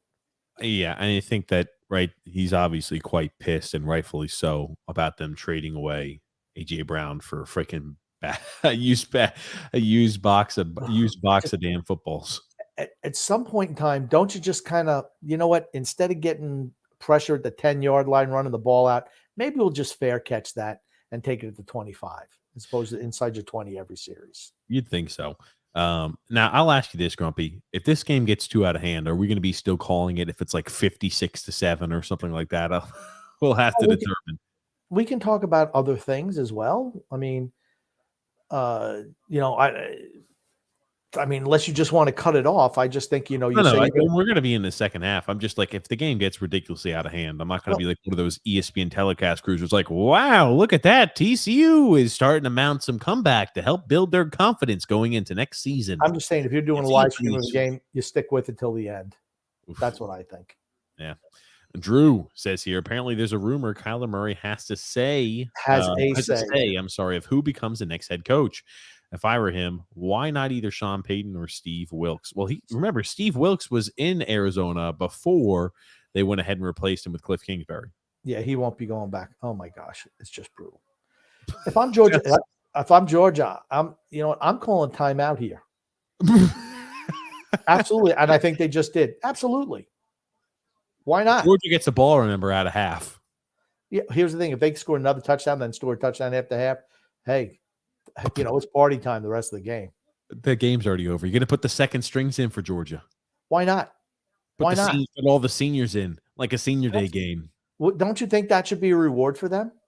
I think it would be nice, to say I played in a national championship game. Yeah.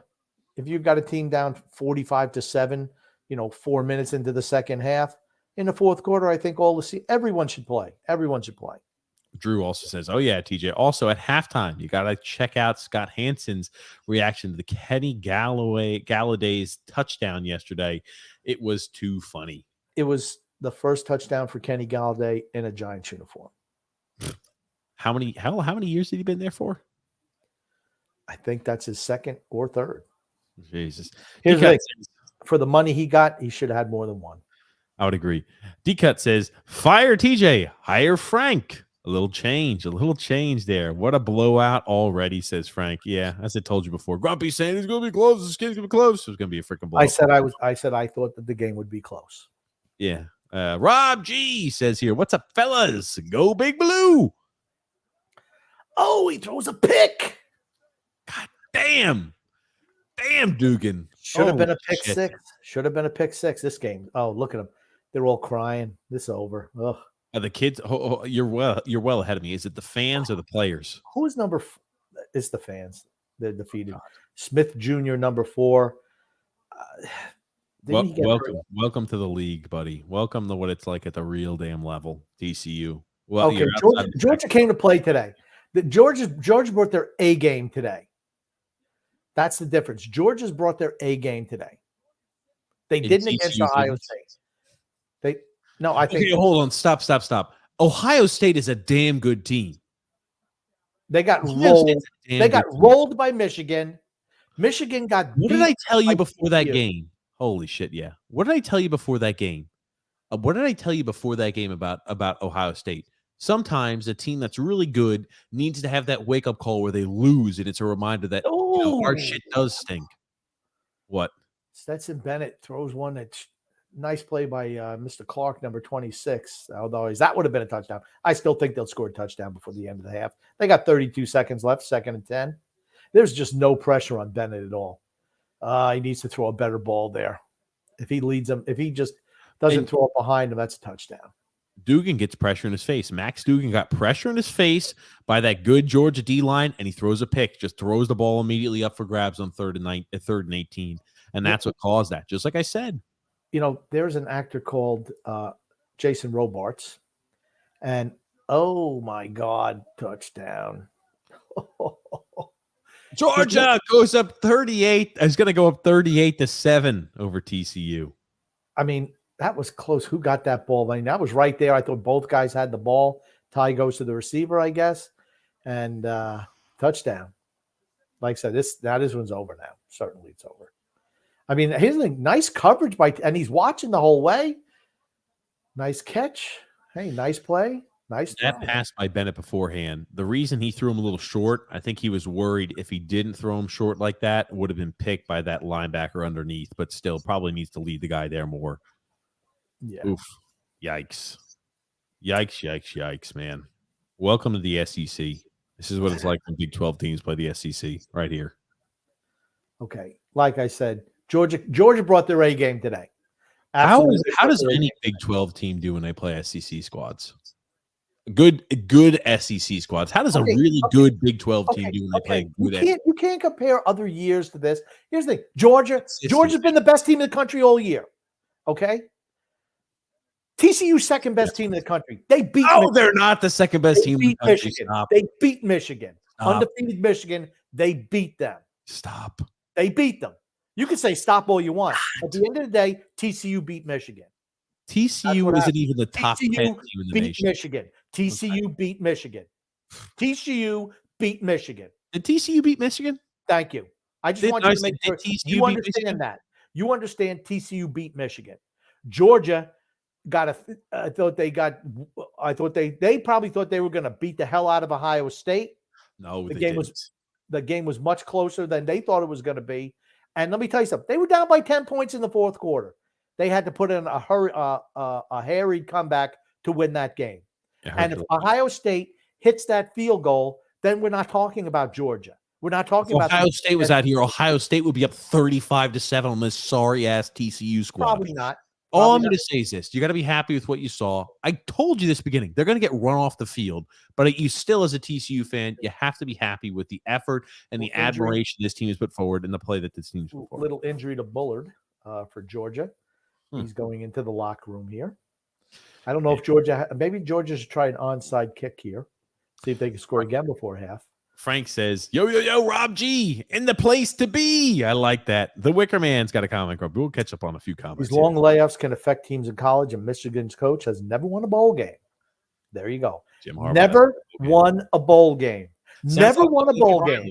Sounds like Lincoln Riley has won bowl games. This guy's never won a bowl game.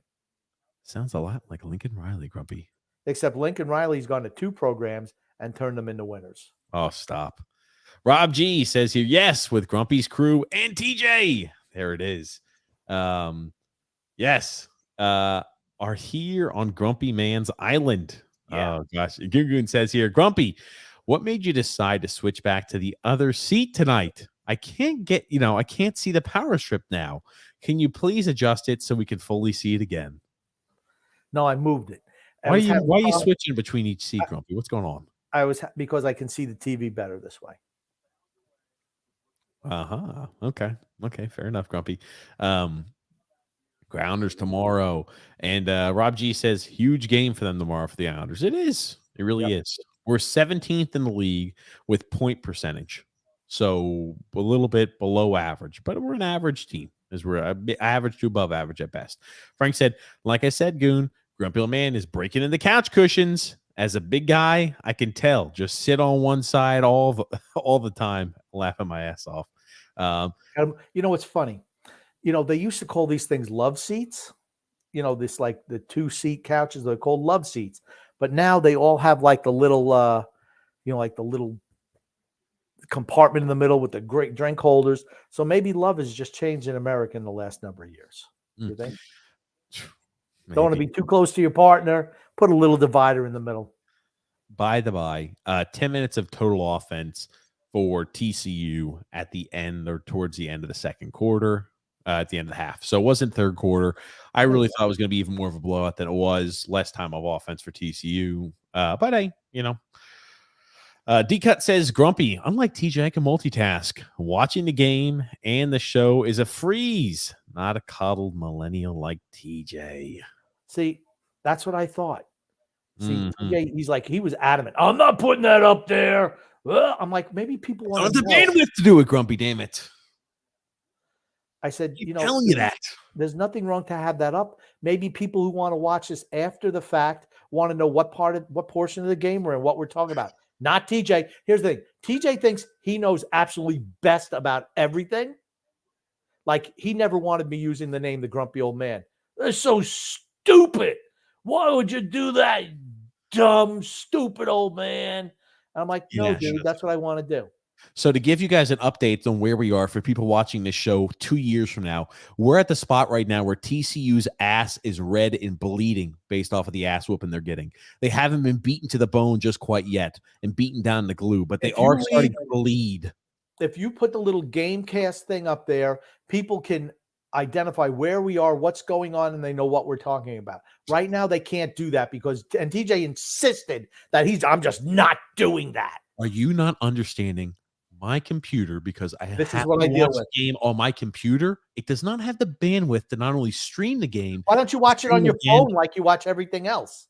You watch hockey games on your phone. I have not been able to watch the games on my phone recently because the type in the DirecTV to log in does not allow me to type it in. Oh, is that the DirecTV account that you're pirating off of me?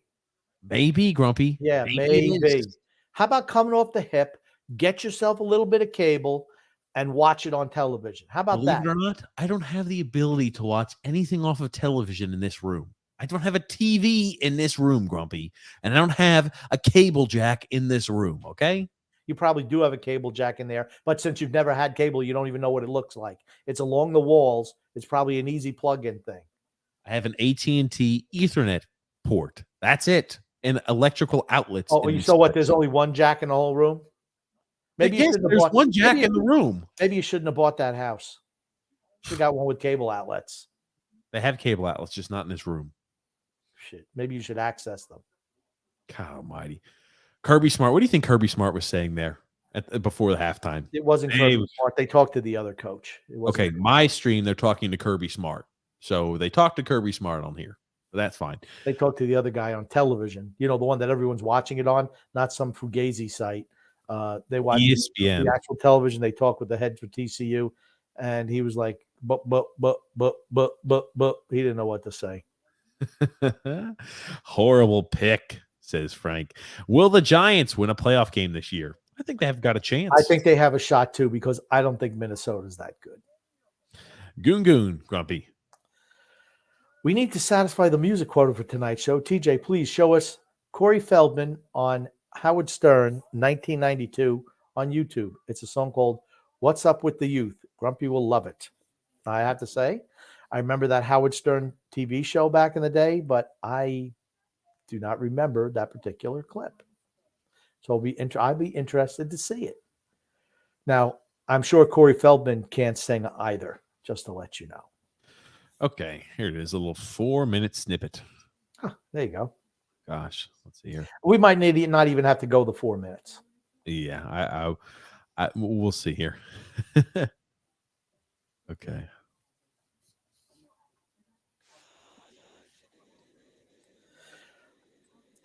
I don't understand these commercials. They're going like fit drinks for people who work out, and they got a girl who weighs like 400 pounds up there. To show you that even if you're 400 pounds, you could still consume our sugary energy drink. Oh, okay. And that's the only thing I can think it is, Grumpy. Here it is. Hey, I could relate to that for sure. Let me tell you something, man. I'm not kidding. I really think that's good for the youth, you know? You wrote this yourself? Yeah. You wrote it yourself? Wrote it and produced it. Let's hear for Corey right now with the song. Let's all start praising, baby. Go ahead, Corey. God.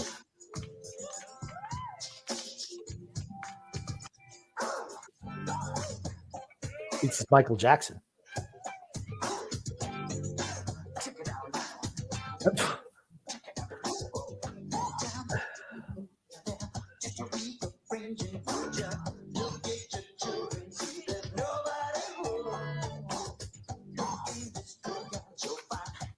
I'm worried that if I play too much of this, we'll get the stream taken down. So I guess we're going to have to break it up in little bits and pieces. I changed the game. Georgia will score 50 points. James F. says, TJ, right about TCU. TCU is just happy to be here. Yeah, about to say. Actually, TJ, I sent you a Scott Hansen video. Thank God I screen recorded it when I did. Oh, God. Okay, let's get back to listen to this.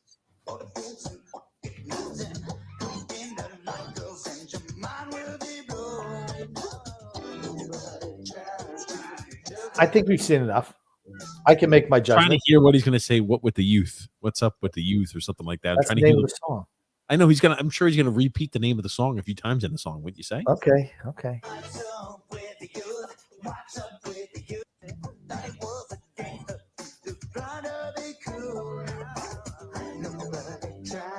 Stuttering John. Hold on, shit. That was Stuttering John? No freaking way. Yep. Jesus Christ. Stuttering John Melendez over here. My God. Ugh. Stuttering John. What's up with the youth? Oh, goodness gracious. There it is. Our music quota hit for tonight, Goon Goon. Thank you as always. James F. said, don't worry, guys. The new college football playoff system won't be like this, just better. I don't like how what are they bringing? 12 teams in? Yeah, it's going to expand to 12. I hate that. I like it. And the first 4 teams get a bye. That's horseshit. Because you're going to have a team that's probably more deserving, who's not a conference champion, not have to play in the first round. That's just wrong. I'm sorry. I think it's a good idea. I think it's good to have 12. I think that you're going to have a chance for those big teams. I think it's going to eliminate the same team or the same team winning multiple years and then being always in the Final Four. It's going to eliminate that. I really do. You're going to have more of the crazy chaoticness or chaotic nature of college football laced in with this too. Shay says, explain to me what's happening in the game in hockey terms. Grumpy, I'll let you take a first stab at it. Okay. What you're seeing is a full out. It's like Georgia is on a power play the whole first half. 5-on-3 power play to be specific. Yes. And even though that's not the case, they have an offensive genius, someone who really knows how to draw up plays, as well as having some super skilled guys like Connor McDavid. And then on the other team, you got the Islanders with a bunch of old, slow guys, just not able to keep up. It's a little bit too much. And their coach is like Barry Trotz, where he cannot make any adjustments to turn the game around. That's kind of what it's about. You know what the thing with this game is about, Grumpy, or kind of what it's like? It's kind of like the ass whooping we received from the Edmonton Oilers, except worse. Yeah. Yeah. Yeah, it's it's a throttling. It absolutely is. It's a beatdown. Apex Legend chimes in, says Lou must go. We got a comment here from Drew Licata. Grumpy, I'll let you read.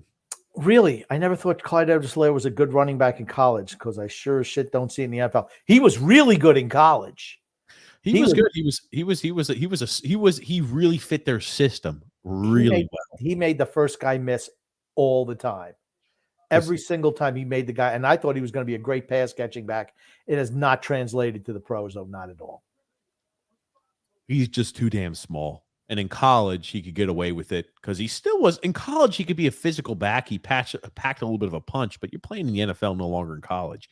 Drew L says, it's not like Jonathan Taylor was in that draft class. Yeah, Jonathan Taylor, though, they didn't know if he could catch passes out of the backfield. A lot in Wisconsin and even his first year in Indianapolis. How did Jonathan Taylor look this year? He's had one. Jonathan Taylor was a 1-year wonder. I firmly believe. Okay, I'm not buying on Taylor next year either.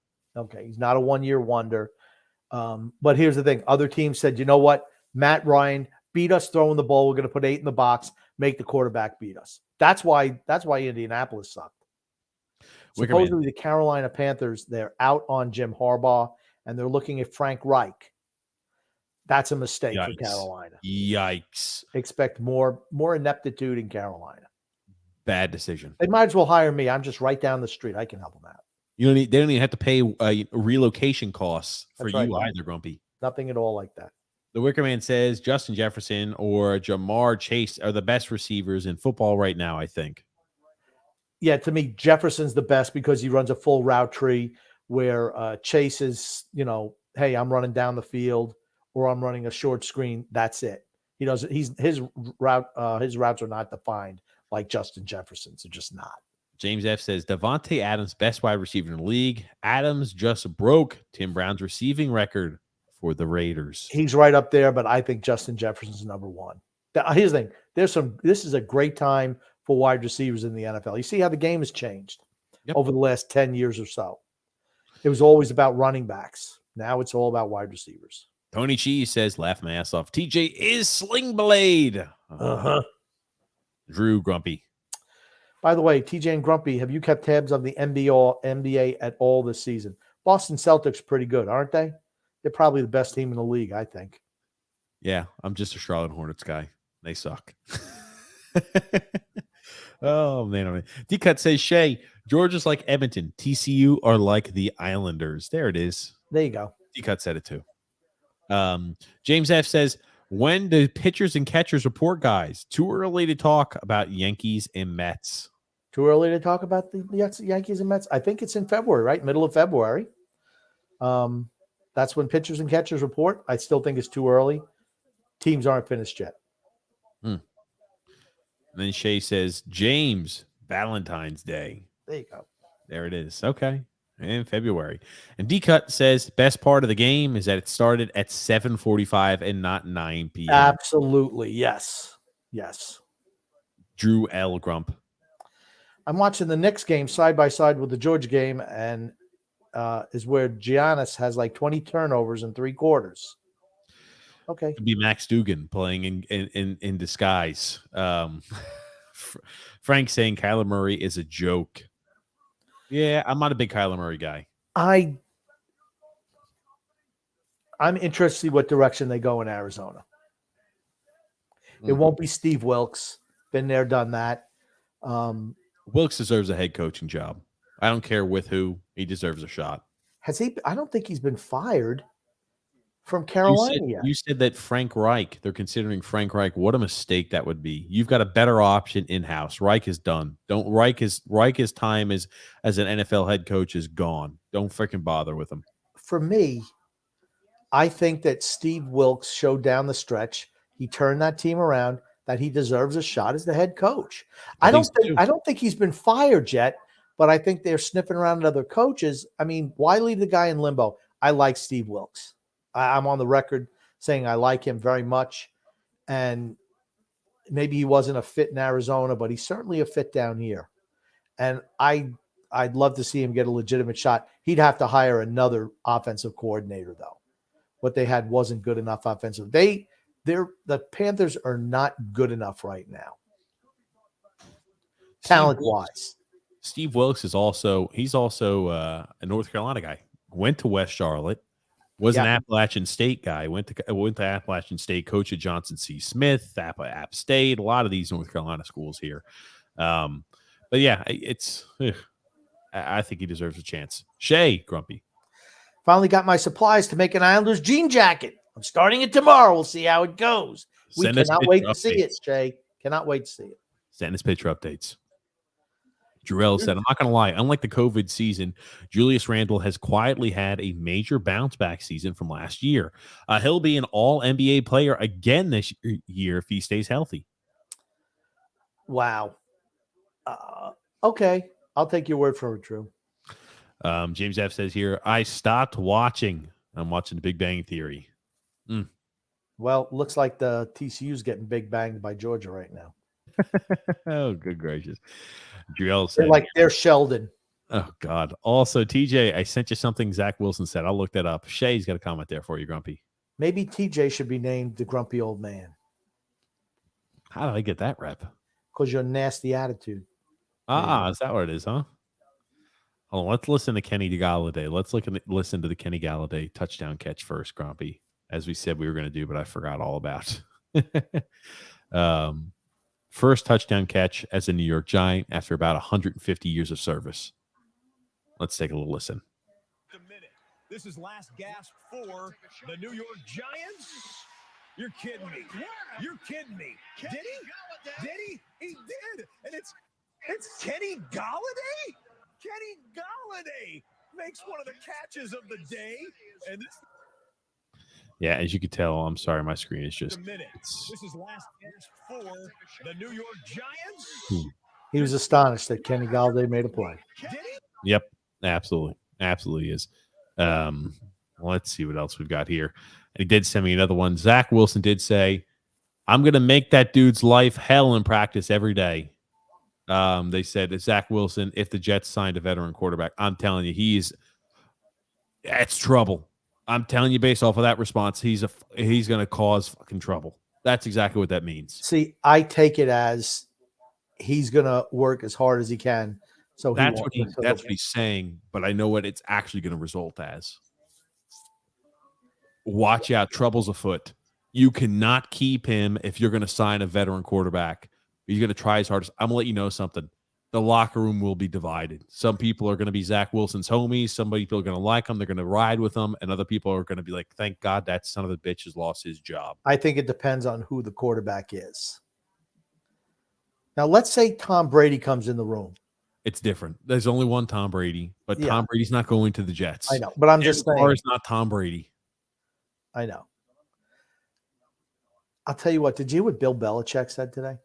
No, what did he say?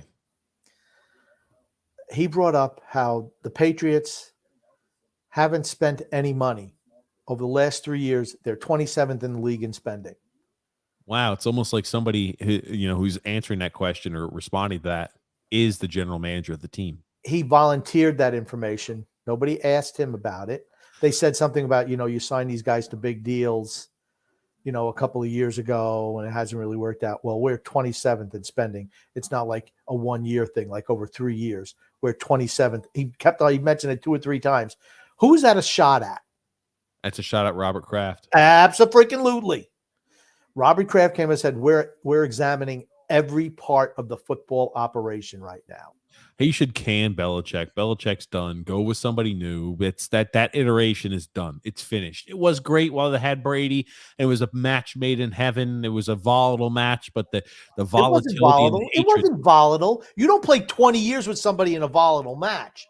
Just at the end, Brady had enough. Why? Because Belichick would not sign him and give him. He only wanted to stay at New England 2 years, $25 million per. And Belichick said no. We can get anybody to be. We can bring in Cam Newton, and he'll be just as good as Tom Brady. I think the issue that they had, I think that they always had a fiery relationship, but the fiery relationship they had brought out the best in each other. I disagree. I 100% disagree. Okay. Brady, sure. They always had a great relationship on the sideline. at the end of the day, Brady got sick and tired of being treated like Johnny fucking Foxborough, which is what Giselle said when they went to see Robert Kraft before before he told me he was leaving. He's not Johnny. This isn't Johnny effing Foxborough, because that's what Belichick would say in front of the team if Brady made a mistake. Hey, Johnny effing Foxborough from Foxborough High could do better than that, Brady. You know what?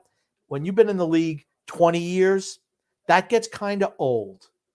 When you're the greatest player in the history of the NFL, eventually say, you know what? We had no weapons my last year here, absolutely none.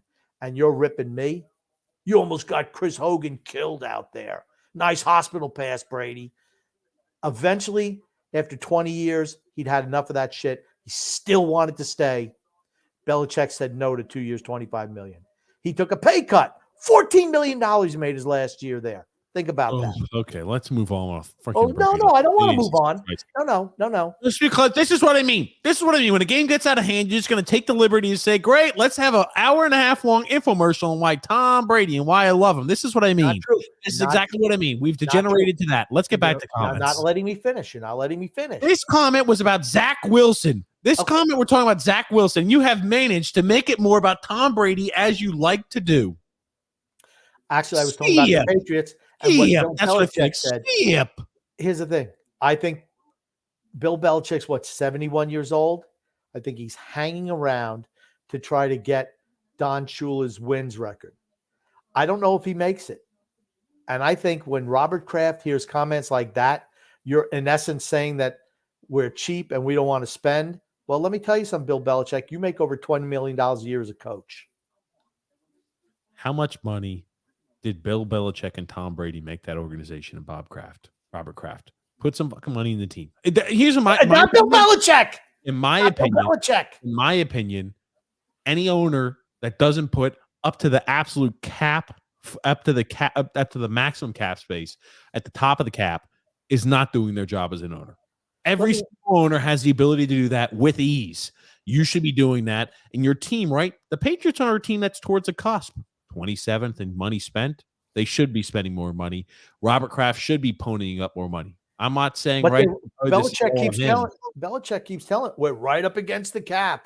This is a reset year. Well, dude, it's because you mismanaged the cap.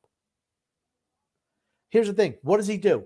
Bill Belichick gets $20 million plus a year as the head coach. You know how much he pays Matt Patricia and Joe Judge? Nothing. They're getting paid by the Lions and the Giants. Okay. Well, that's called smart football, Grump. Really? So don't complain that the money's not being spent because you're getting more than the lion's share of that money. Oh, my God. His own issue. Here's the thing. 27th. How are you only 27th, Grumpy?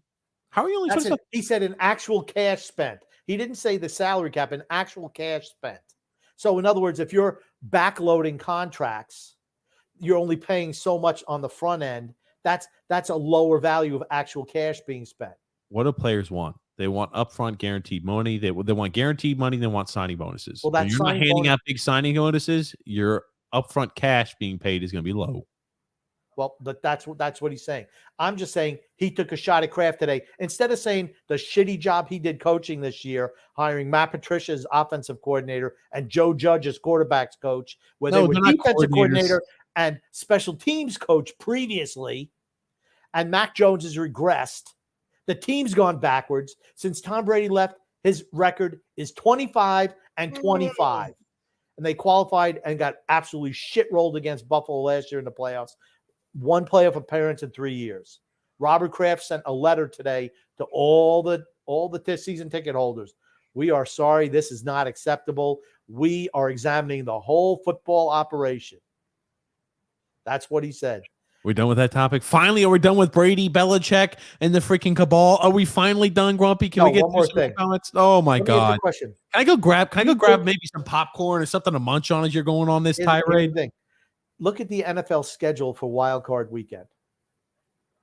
You have Saturday night game is San Francisco against Seattle. They're going to be playing the winner of the Monday night game. Do you think that's fair? I think that team might be a little tired, unless You they're going to think? be playing on Sunday again. Or They'll probably make them a Saturday morning game in London. That's probably what they'll do. I mean, I just think that's kind of dirty pool for, and I think, and I'm sure it has nothing to do with the fact that you're a Tampa fan, right? I don't think. No, here's the thing. I'm not even saying Tampa's going to beat Dallas. They're certainly, even if they do, they are not beating San Francisco. Not good enough. D-Cut saying, as usual, TJ's not prepared. And I mean, Grumpy, a young boomer. Grumpy, the young boomer. Oh, there it is. D-Cut says, TJ, throw up a TV on the wall, you bald-headed jerk. Yeah, get yourself a little cable or direct TV hookup in there. Ugh. And Grumpy should be named the mediator. Why did autocorrect change name to Naked? I didn't see that, but okay. Rob G, Grumpy. As a diehard Islanders fan my whole life, I want better. They need to make a move now and get younger help. Leave the youngsters there. They've been playing better than some of the regulars. Very true. Just to let you know, we are getting ready to start the second half, and TCU is getting ready to, hey, at least they kicked it out of the end zone. Well, yeah, let's here's the thing. I don't think we need to read over everything that's happening in a 38-7. I just want to let people know that the third quarter has started. Just calm down. You can just say, hey, the ass whoopings continued, ladies and gentlemen.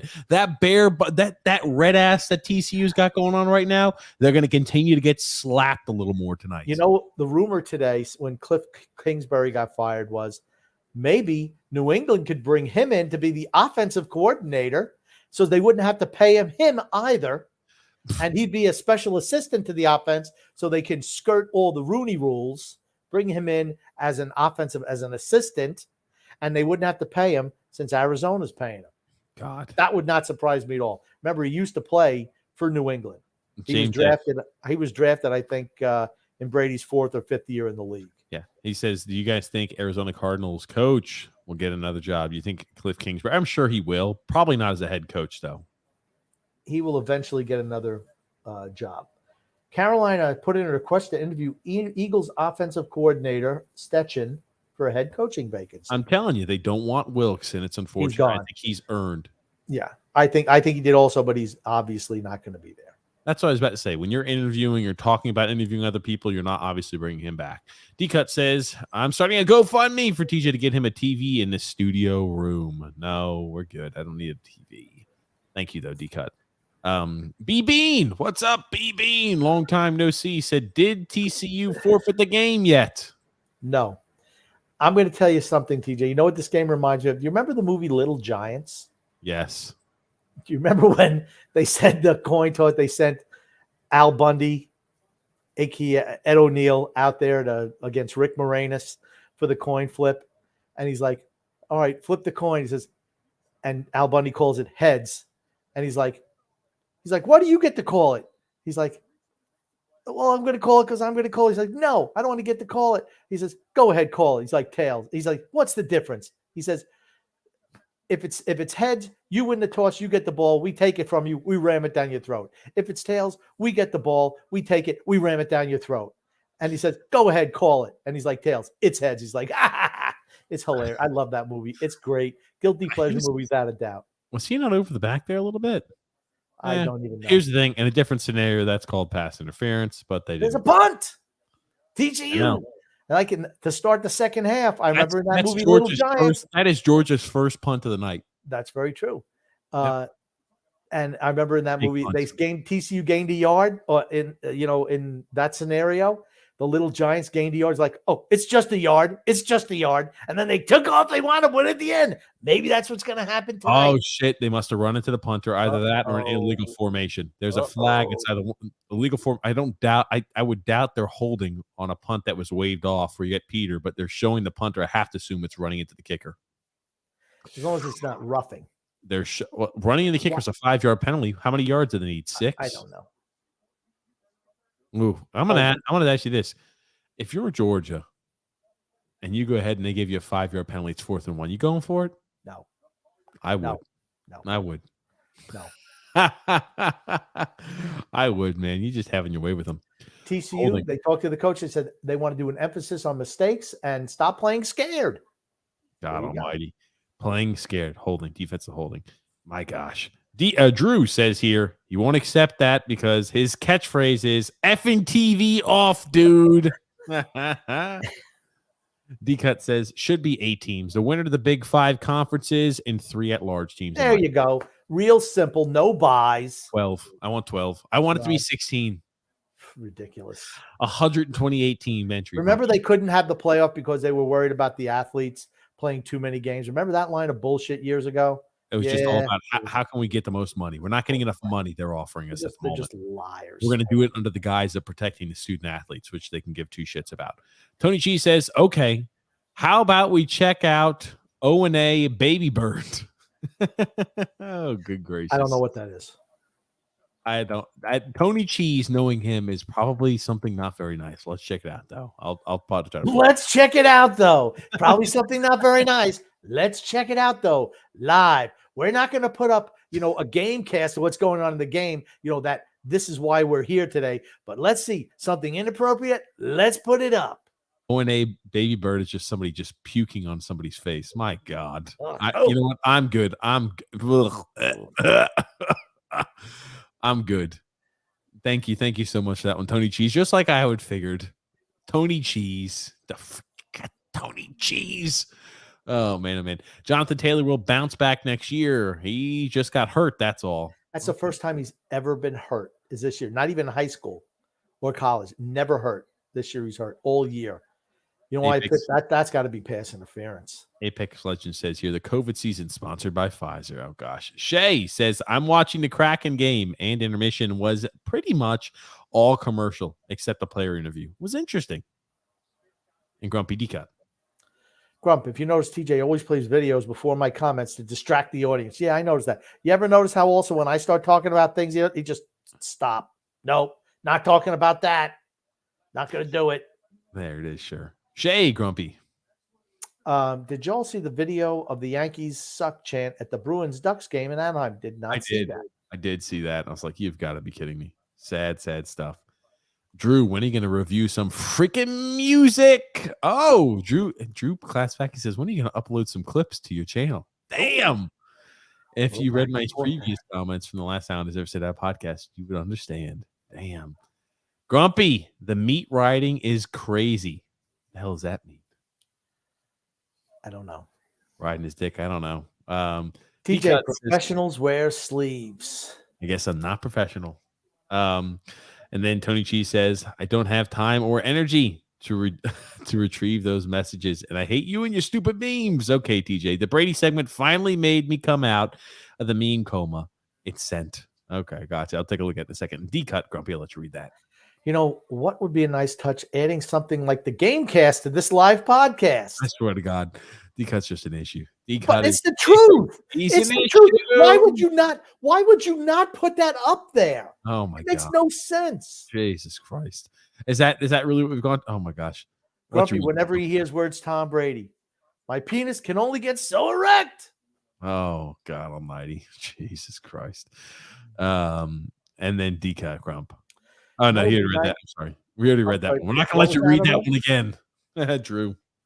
He said, you know what would be a nice touch? Adding something like the game cast to this live podcast. I heard it. Okay, move along. These are not the droids. Because TJ thinks he knows what should be on here. No, he's wrong. He's so wrong. Oh, I'm so wrong. You know, he's just trolling you. He's just if you say that you're doing they'd like to see the game cast since they're not watching a live game, or maybe they are, but you know what? Maybe if they look at it on the back end, they want to know where they are in the game, perhaps. Drew said, TJ must be streaming with that Windstream Wi-Fi. That's only the reason he doesn't have a live score on now. Oh, my God. Tony Cheese says, TJ, is that all about that dial-up? Mm-hmm. It was in relation to Grumpy slobbering all over Brady's knob. Meat riding Brady. There he goes. I like that one. Drew, Grumpy. Tony Cheese, and by the way, that's Cap. You have enough time to watch the podcast. I'm editing my long video whilst typing out comments. You know, you don't hear the word whilst used much anymore. Oof. Yeah, no, you don't. My God, that damn loud volume. I don't want to hear any of this garbage. Okay, good. Yeah, I'll go ahead and give you a little update, Grumpy. You want to take a guess what the probability is that Georgia's going to win this game? It's pretty close. Grumpy, this is 93%, a little higher. 97. Try 99.8, Grumpy. It's a close one. It's a doozy. Now, I'm going to tell you what. Bob Iger, a piece of shit who runs a Disney company now. Why are they putting him up there? Oh, yeah, because he owns ESPN too. Here's what I'm going to say. That was absolutely pass interference on that should have been a first down for TCU. Officials didn't call it. Maybe they want to go home too. But they didn't call the pass interference against This was TCU. blatant. This was blatant. Okay. It was blatant. I'm reloading back up the stream of the game. So, but I'm not missing much. Joseph C said, did you guys see what David Pollock said right in front of Nick Saban during halftime? I sent you the link, TJ. Ooh, take a look here, Grump. I did not hear what he said. I was too busy listening to TJ just inanely ramble on.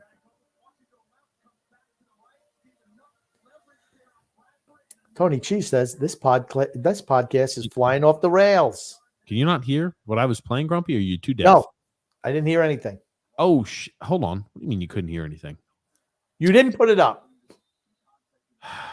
So you couldn't put it up. You couldn't hear it, huh? No, Weird. we heard nothing. Okay, gotcha. Well, now I know something pretty cool. Okay, let's listen to this, Grumpy. And Georgia, obviously, you've seen in the past couple seasons now, really, they've taken hold of college football. They've done an unbelievable job. This is a young football team. This isn't an old football team with a bunch of guys losing. Now, listen, the NFL can take its chunk out of any team, but and Georgia, obviously, you've seen in the past couple seasons. I think they're right. This is a team that is well put together and built. I mean, I think quarterback is the weakest position. They got a gutsy guy who's played well, but yeah, right in front of Nick Saban.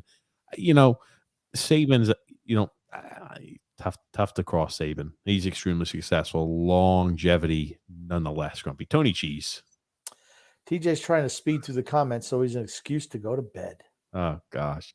TJ spends thousands on books he'll never read because he can't read, but he won't invest in quality Wi-Fi or a TV in the studio. Let me tell you something, D-Cut. I can't tell you how many times I heard from TJ and Son X when they were playing their little videos that this Wi-Fi sucks. You should change providers. I said, I'm happy with the service I get. I'm able to do my job without a problem, but it was a problem for them because they couldn't play their little video games.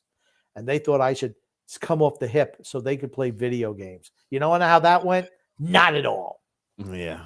Keep fabricating stories and spreading these lies, Grumpy.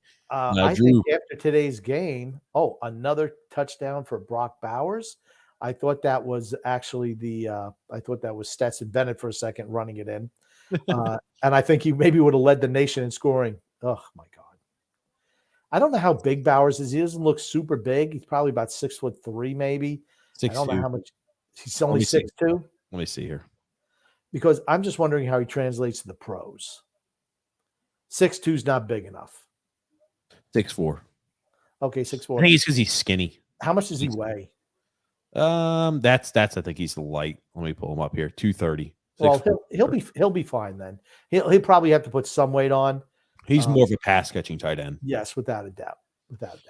Wow. Look at the game. For those of you, hold on, because this is important. Grumpy says we have to make sure we know where in the ass whooping we are. So now, after that one, oh, wow, look at this, Grumpy. Now it's only projected they've got a 99.6% chance of winning. Don't ask me how that's possible. They scored another touchdown, but their percentage of winning goes down. Right now, it's 45-7 in Georgia's favor. See, that's the thing we need to see right there is that little thing of the right in there. There you go. So you want to watch? What do you need to see that for, Grumpy? What is that? How does that help Just you? to let you know how the drive is going. The drive was a few plays, and they launched it in the end zone to Brock Bowers, as we said over already. What I'm saying is that the people like to see stuff like that. Oh, you like to see stuff like that, Grumpy. Normal people like to see that. Yes. Drew Licata. Drew has a comment. Listen, the Atlanta Falcons had a 99.9% chance to win and have choked them away. If Georgia found a way to lose this game, Kirby Smart and that Georgia team would be Kirby Smart would fall out of the top 10, in my opinion. They have the wrong quarterback. If the people's champion was quarterback, TCU would come back and win. Oh. I was about to say, if Georgia found a way to lose up by 38 points and blow the university out of water, just blow them up. If you're Georgia, when do you call up the dogs and just start running the ball into the line? Fourth quarter. Okay. So do you think they'll have 60? It's about making a statement. Here's the thing. This is about making a freaking statement. Okay. You don't think they've made a statement already? More of a statement. How much of a statement? You're never going to see TCU ever again. You're never going to play them ever again unless you're scheduling them on the lineup. You're never going to face them in a bowl game. You're not going to face. I would pummel the level of shit. It sounds bad. I think pummel the living shit out of TCU. Okay, I'm thinking when you say they're never going to play them again with the bowl playoff series going to 12 teams, I could almost guarantee at some point in time you're going to play them again. Okay. I'm just saying, to you say never going to play again, I think that's just wrong. The likelihood of them playing. Okay, what do you think the likelihood of TCU winning their conference is? The Big 12. I think we could absolutely see that happen again. Yeah. The Big 12 has lost. I mean, they lost They're Oklahoma. going to be losing Oklahoma and TCU. They lost Texas. I mean, those are big losses for them. Oklahoma State is occasionally good. TCU, like I said, they had a couple of years ago, they had teams that were right up there, playing for the championship game. I mean, Tony Cheese saying TJ just wants to get in his PJs, eat ramen, and watch Love is Blind with his much more successful wife. Love is Blind. Oh, man. Oh, man. Shay says, Tony Cheese, I think that shirt counts as PJs. TJ, no, shots fired. And back up, TJ. I just saw your whole scalp when you lean forward. What, like this? Wow! You like that? Well, at least it's a smaller picture now. Oh, okay. Jeff Nelson says, is Brock Bowers a sophomore? Yes, he is. He's a very talented sophomore. So he's got one more year and then he goes pro, don't you think? I would assume so. Good. I'm telling you. 2008 or 20. I'm sorry, 2002. He was born in 2002. Grumpy, how old are you feeling? I'm not as old as it has no effect on me how old Brock Bowers is. Okay, Grumpy, which Housewife series is your favorite? New Jersey. Didn't even no pause or hesitation. It's the only one. It's the only one that the warden watches. New York. She can watch some of the others. I can't watch them, but New Jersey is the one that I can watch with her, without a doubt. There's Kobe. The warden's favorite TV show right now is Love After Lockup. It's a prison show. I think it was better now. It's not as good anymore, but I'm just amazed that anyone would date a prisoner, someone out of prison. That they're just, come on, they're in prison for a reason. And if you can imagine this, most all those relationships don't work out. Oh, what a shock. They give thousands and thousands and thousands of dollars to prisoners because they needed to survive in prison. I don't understand that myself because, it's really expensive. You don't get your food and meals provided for you in prison. I thought you did. Yeah, it's commissary, yeah. Got to get their commissary. They should make them out there breaking rocks and shit. Oh, my God. Go, Max Dugan. He got a first down. They got a yard. Woo, Max Dugan. There it is. I'll tell you this much. Oh, Holly Rowe. Oof. And here's the thing about the Jersey housewives. I like Teresa. And the reason I like her, Teresa Giudice, whatever the hell she goes by, I know she doesn't think she's dumb, but she is. And I feel bad for her because she's dumb. And the other people pick on her, including Andy Cohen, makes fun of her.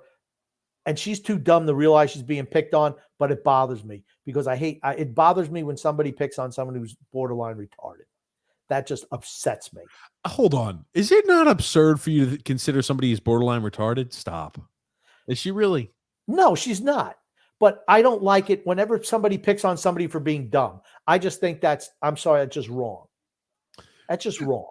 It's like, if somebody's not mentally equipped to It's like picking on someone who's retarded is what I'm trying to say. I'm not saying she is, but it's like that bothers me because they can't help that they have, that they're mentally how they are. And I feel the same way thing about Teresa. I just don't think she's very smart. And they make fun of her because she is dumb. And I just find that I don't like that at all. Do not like it. TCU stringing together a few passes. Dugan, man, they're gonna. Hey guys, this TCU team has gotten. They can make some big plays and big things happen. And with Dugan completing a few passes, I think that this TCU team, right, if they don't score on this drive, this may be downhill for them. But hey, if they score on this drive, Grumpy, they may have a chance. Have you ever heard of the actor Jason Robards? Of course you haven't. He's dead now, but he won 2 Academy Awards for Best Supporting Actor. One for the movie All the President's Men when he played Ben Bradley, the editor of the Washington Post in the movie that was the documenting of Woodward and Bernstein and the Watergate scandal with Richard Nixon. And the other one were in the movie Julia, where he played Dashiell Hammett, who was a writer during World War II. Stop shaking your head. I'm getting to my point. I was about to say, is this going somewhere? Yep. If you just shut up, I'm going to get to where it's going. Okay. You can give me 30 seconds on the show. I got to listen to your nonsense for the whole show. I listened to 30 minutes of Brady. Okay, my patience are running thin. And here's the thing. He was also in a movie, Max Dugan Returns. And whenever I hear the name Max Dugan, I think Jason Robards. Okay. I'm sure that I know that meant more to other people than it did to me, but it means nothing to you because you're clueless. Dugan sacked. 4th down upcoming. Got to go for it here, don't you think? No, they're punting. Dude, I think this is them throwing up the flag. The white flag is up. Please don't continue to beat the living shit out of us. Don't you think Georgia should stop throwing passes now? But here's the thing. Those SEC schools don't do that. Don't you think Georgia should stop throwing passes now? I would say so, but you're up 38 points in the third quarter. The other team has said, you know what? Yeah, we're trying to move the ball, but if it's 4th and 6, we're not going for it. Hey, I don't think they're going to start slowing things down. Okay. I think they should, but they're not going to. This game's over. D-Cut says, for sure, New Jersey, the only one I watch. There you go. How do I know if peanut butter is still good? LOL. Peanut butter never expires. Oh, that's not true, TJ. Peanut butter does not expire, Shay. Doesn't expire. God, no, that is not true. Peanut There's an expiration date on the bottom of the container. Expiration date? Yeah, no, peanut butter doesn't expire. That's why TJ eats moldy bread. That's why he eats cheese that has blue mold on it, green shit. TJ eats it because he thinks nothing expires. Okay, there's no way you can convince me that peanut butter only lasts. Okay, they said once open, peanut butter only lasts 2 to 3 months. What a load of bullshit. Absolutely not. Once you got that peanut butter open, it lasts forever. Shay, do not listen to TJ. He's a moron. I'm telling you. He's a moron. Peanut butter lasts forever. He's a moron. Peanut butter cannot go bad. Cannot go bad. Shay, listen to me. Look at the bottom of the container. It'll tell you when it's good until. Don't listen to TJ. Don't listen to him. Peanut butter does not last forever. It does. It does last forever. When I start to read these people, oh, well, it doesn't have enough, it doesn't contain enough additives and stabilizers to have a long shelf life. Peanut butter lasts forever. Just like water has an expiration date. Water lasts forever. Once your water hits the expiration date, you can't be like, oh, well, this water lasted well. Just dump it down the toilet. No, water lasts forever. Peanut butter lasts forever. Absolutely, it does. Oh, my God. Unless there's mold on it, eat it. Don't listen to him, Shay. Here's the thing. If you're DJ, it's got mold on it, eat it anyway. Still good. No, if it's got mold on it, you don't eat it. But I've never seen you have mold on it. With mold on it. Give me 1 second, Grumpy. I'll be right back. Oh, my God. He's probably going to go hemorrhage because he throw up because he ate something with mold on it today. Oh, my God. He's embarrassing. I don't know. I don't Shay, believe me. Don't do it. D-Cut says, pizza or Chinese food? I like both, but pizza. Pizza every day of the week. Gungo said, TJ, what's the best financial advice you ever received from Grumpy? Save your money. Tony Chi says women date men who are in prison because they always know where their men are at any given moment. Now, sometimes that's true, but kind of short-sighted. You know what I mean? You never know what they're doing in prison, or maybe you do and you don't care. Drew says it's pretty hard for the grumpy young boomer to speed through the comments when he still has a quarter and a half of football to go through. Yeah, and he doesn't really care about the game. I do, because you know what? When your whole advertisement is covering the game and then you decide not to do it, well, that's a TJ thing. Okay. Hold on. And First, Georgia gashes TCU on a first down run for 12 yards.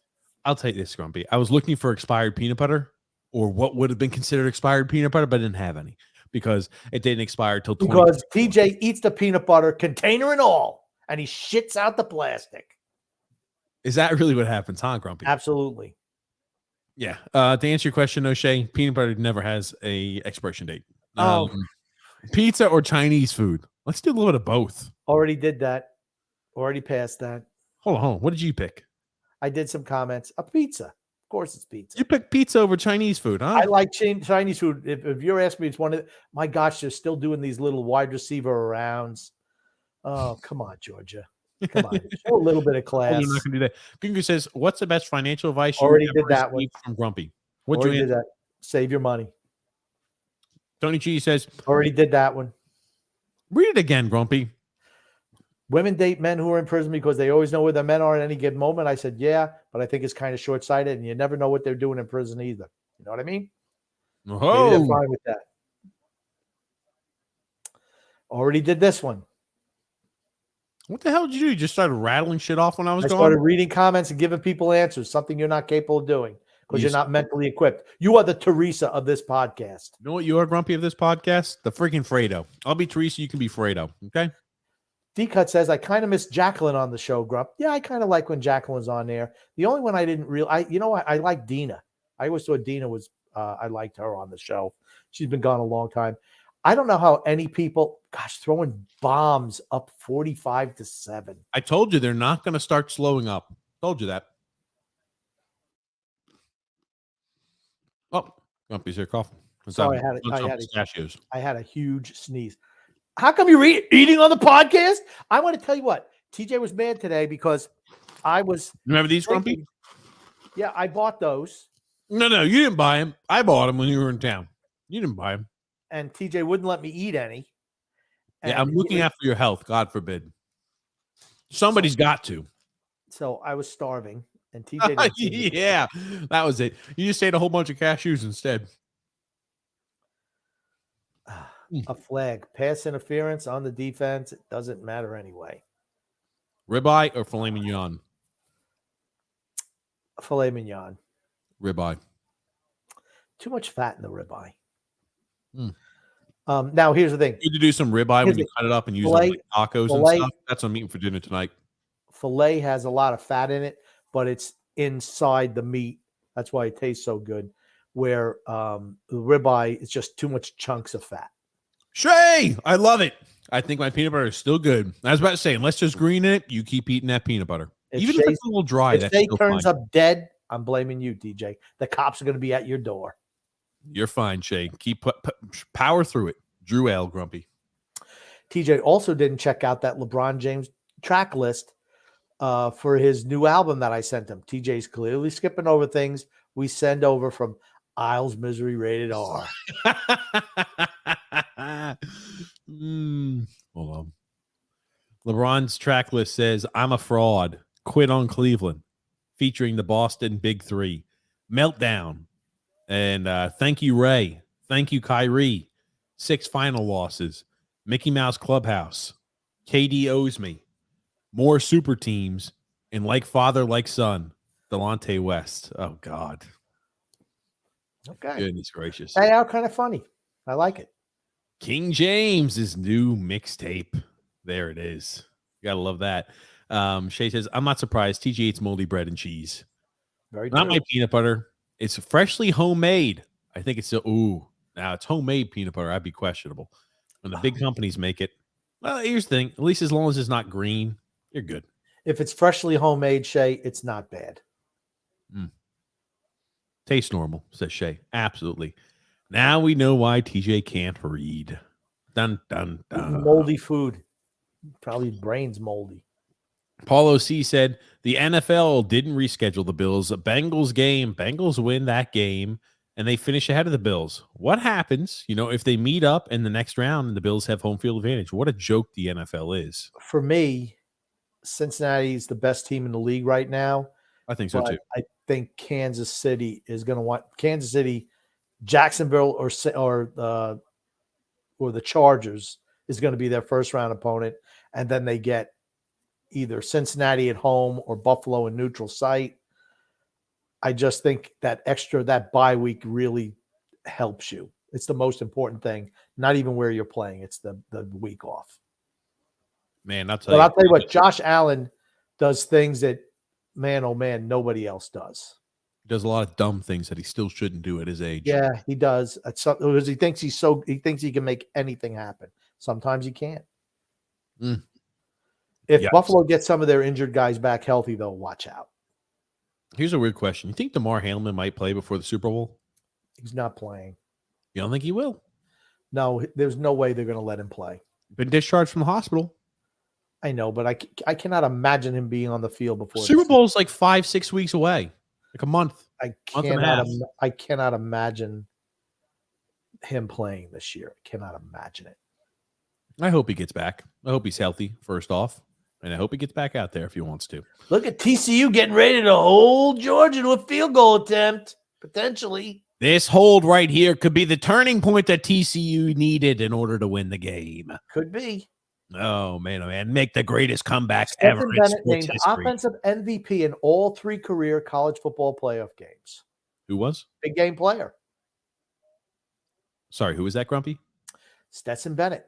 Oh, gosh. That looks like his mom. I hope it's not his girlfriend.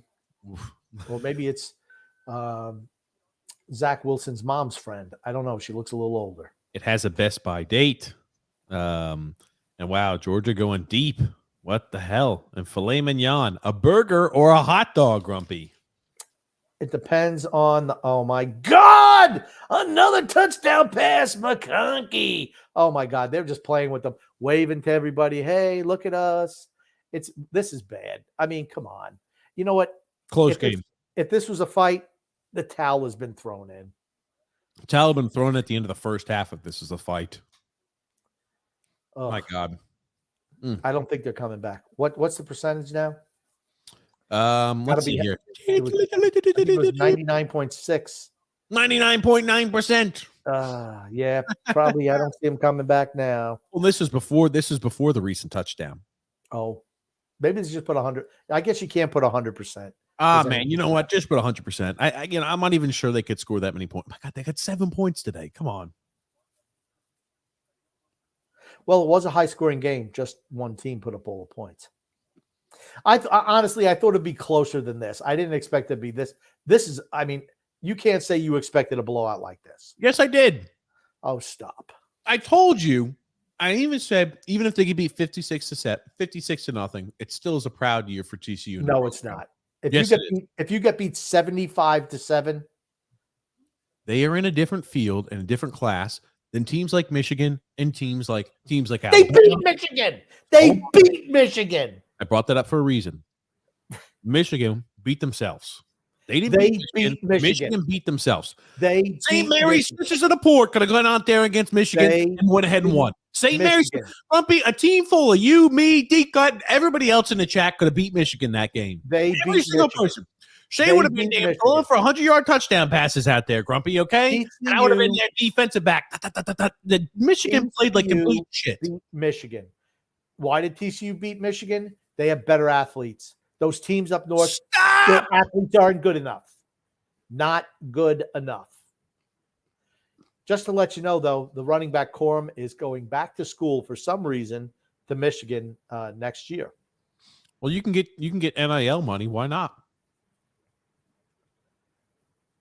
I don't get it. He tore his ACL, right? Burger or hot dog? It depends on the hot dog. Yeah, what do you put usually on a hot dog, Grumpy? Plain hot dog. Plain hamburger, plain hot dog.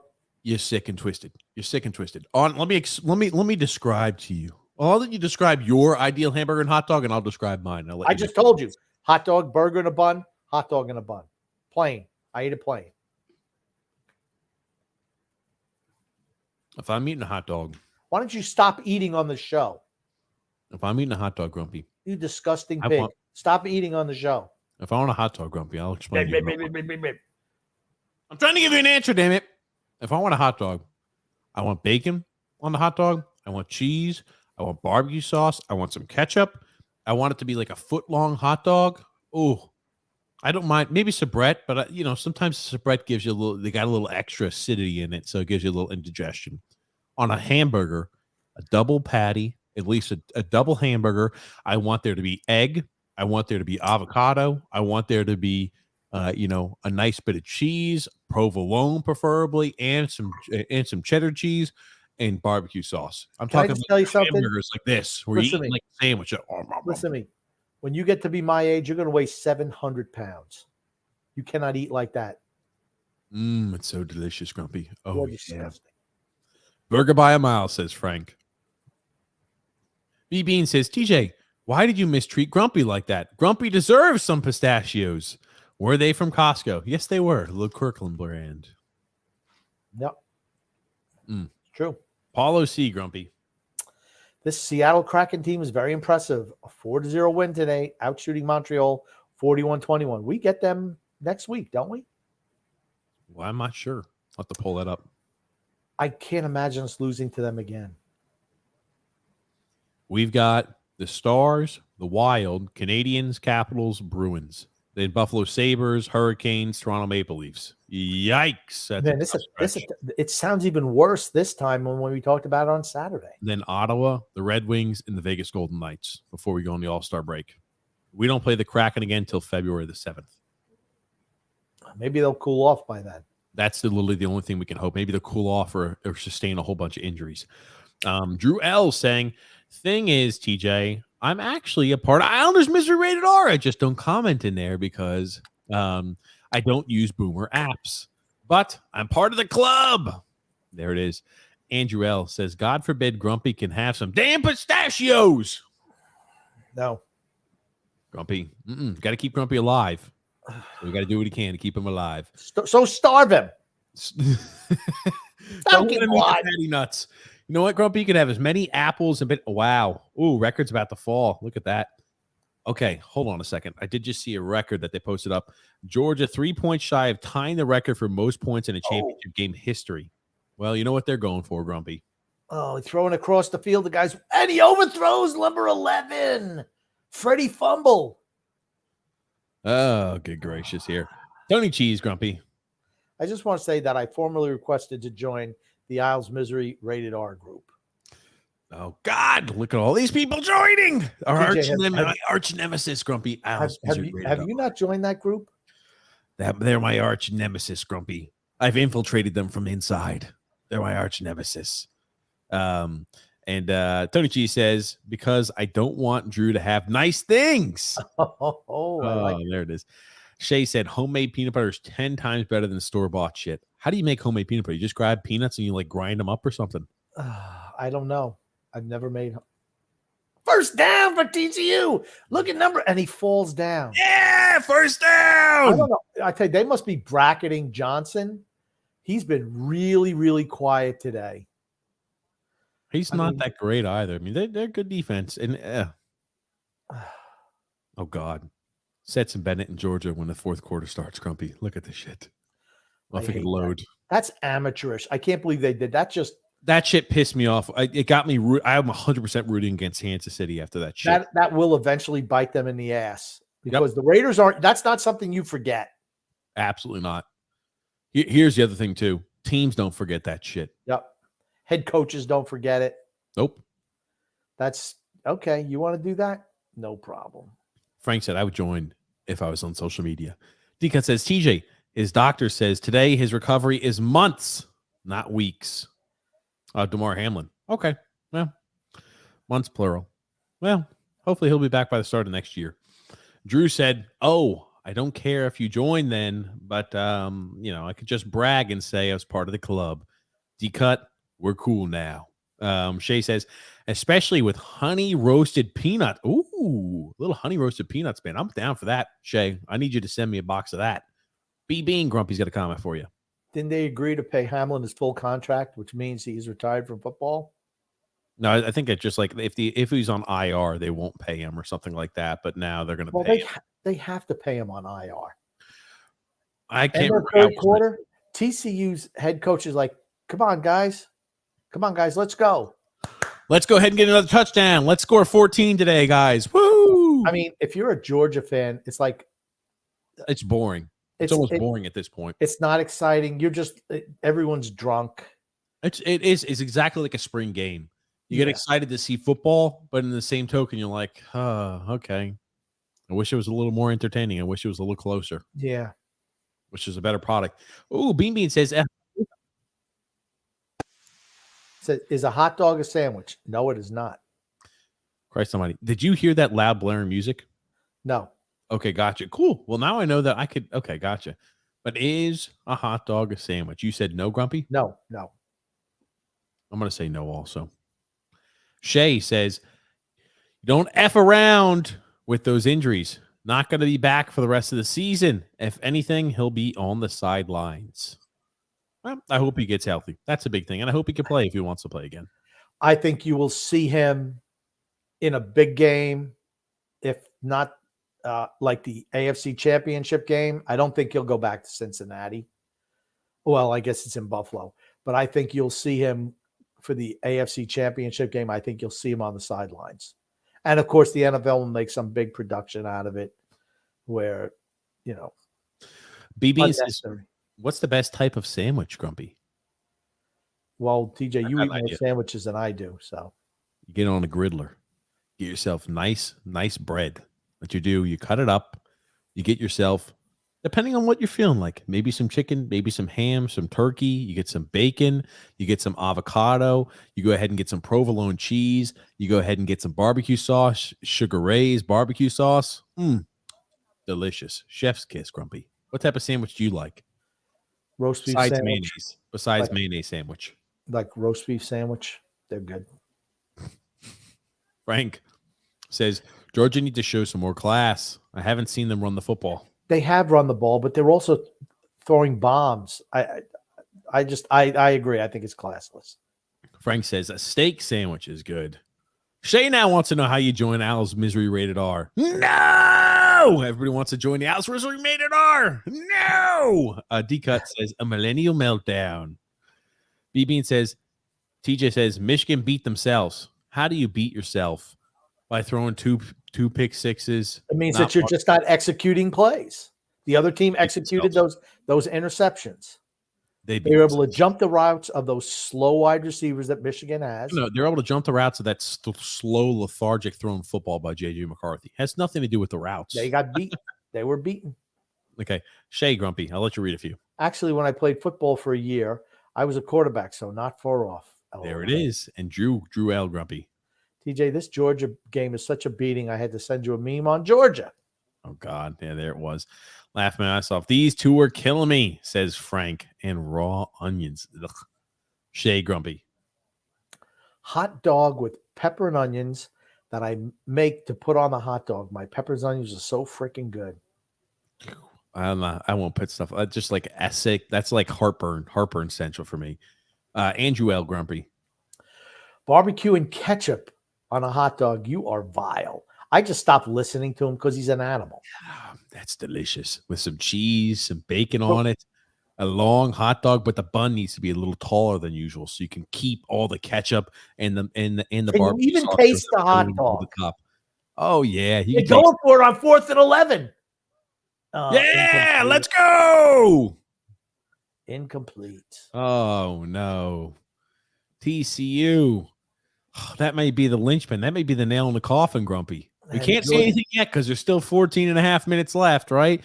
But that may be the last. That may be all she wrote, Grumpy. Perhaps Georgia's going to get the ball back at their own 45. Oh no! I wonder if they're going to put the backups in on offense yet. All the starters are in. Oh wait, did they pull off Stetson Bennett? Nope, there he is. Looked like he was maybe going off for saying, nope. Who's number 22? I haven't seen him as a back. 59 is still in there. I know he's a good blocker. Bowers is in there. Washington's in there. McConkey's in there. Looks like they're just running the ball now, though. It's on first down. Gain of 3.5.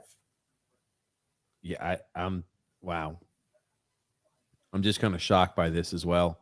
You figured they'd start easing things up, but they're just running the ball. They just ran the ball on first down.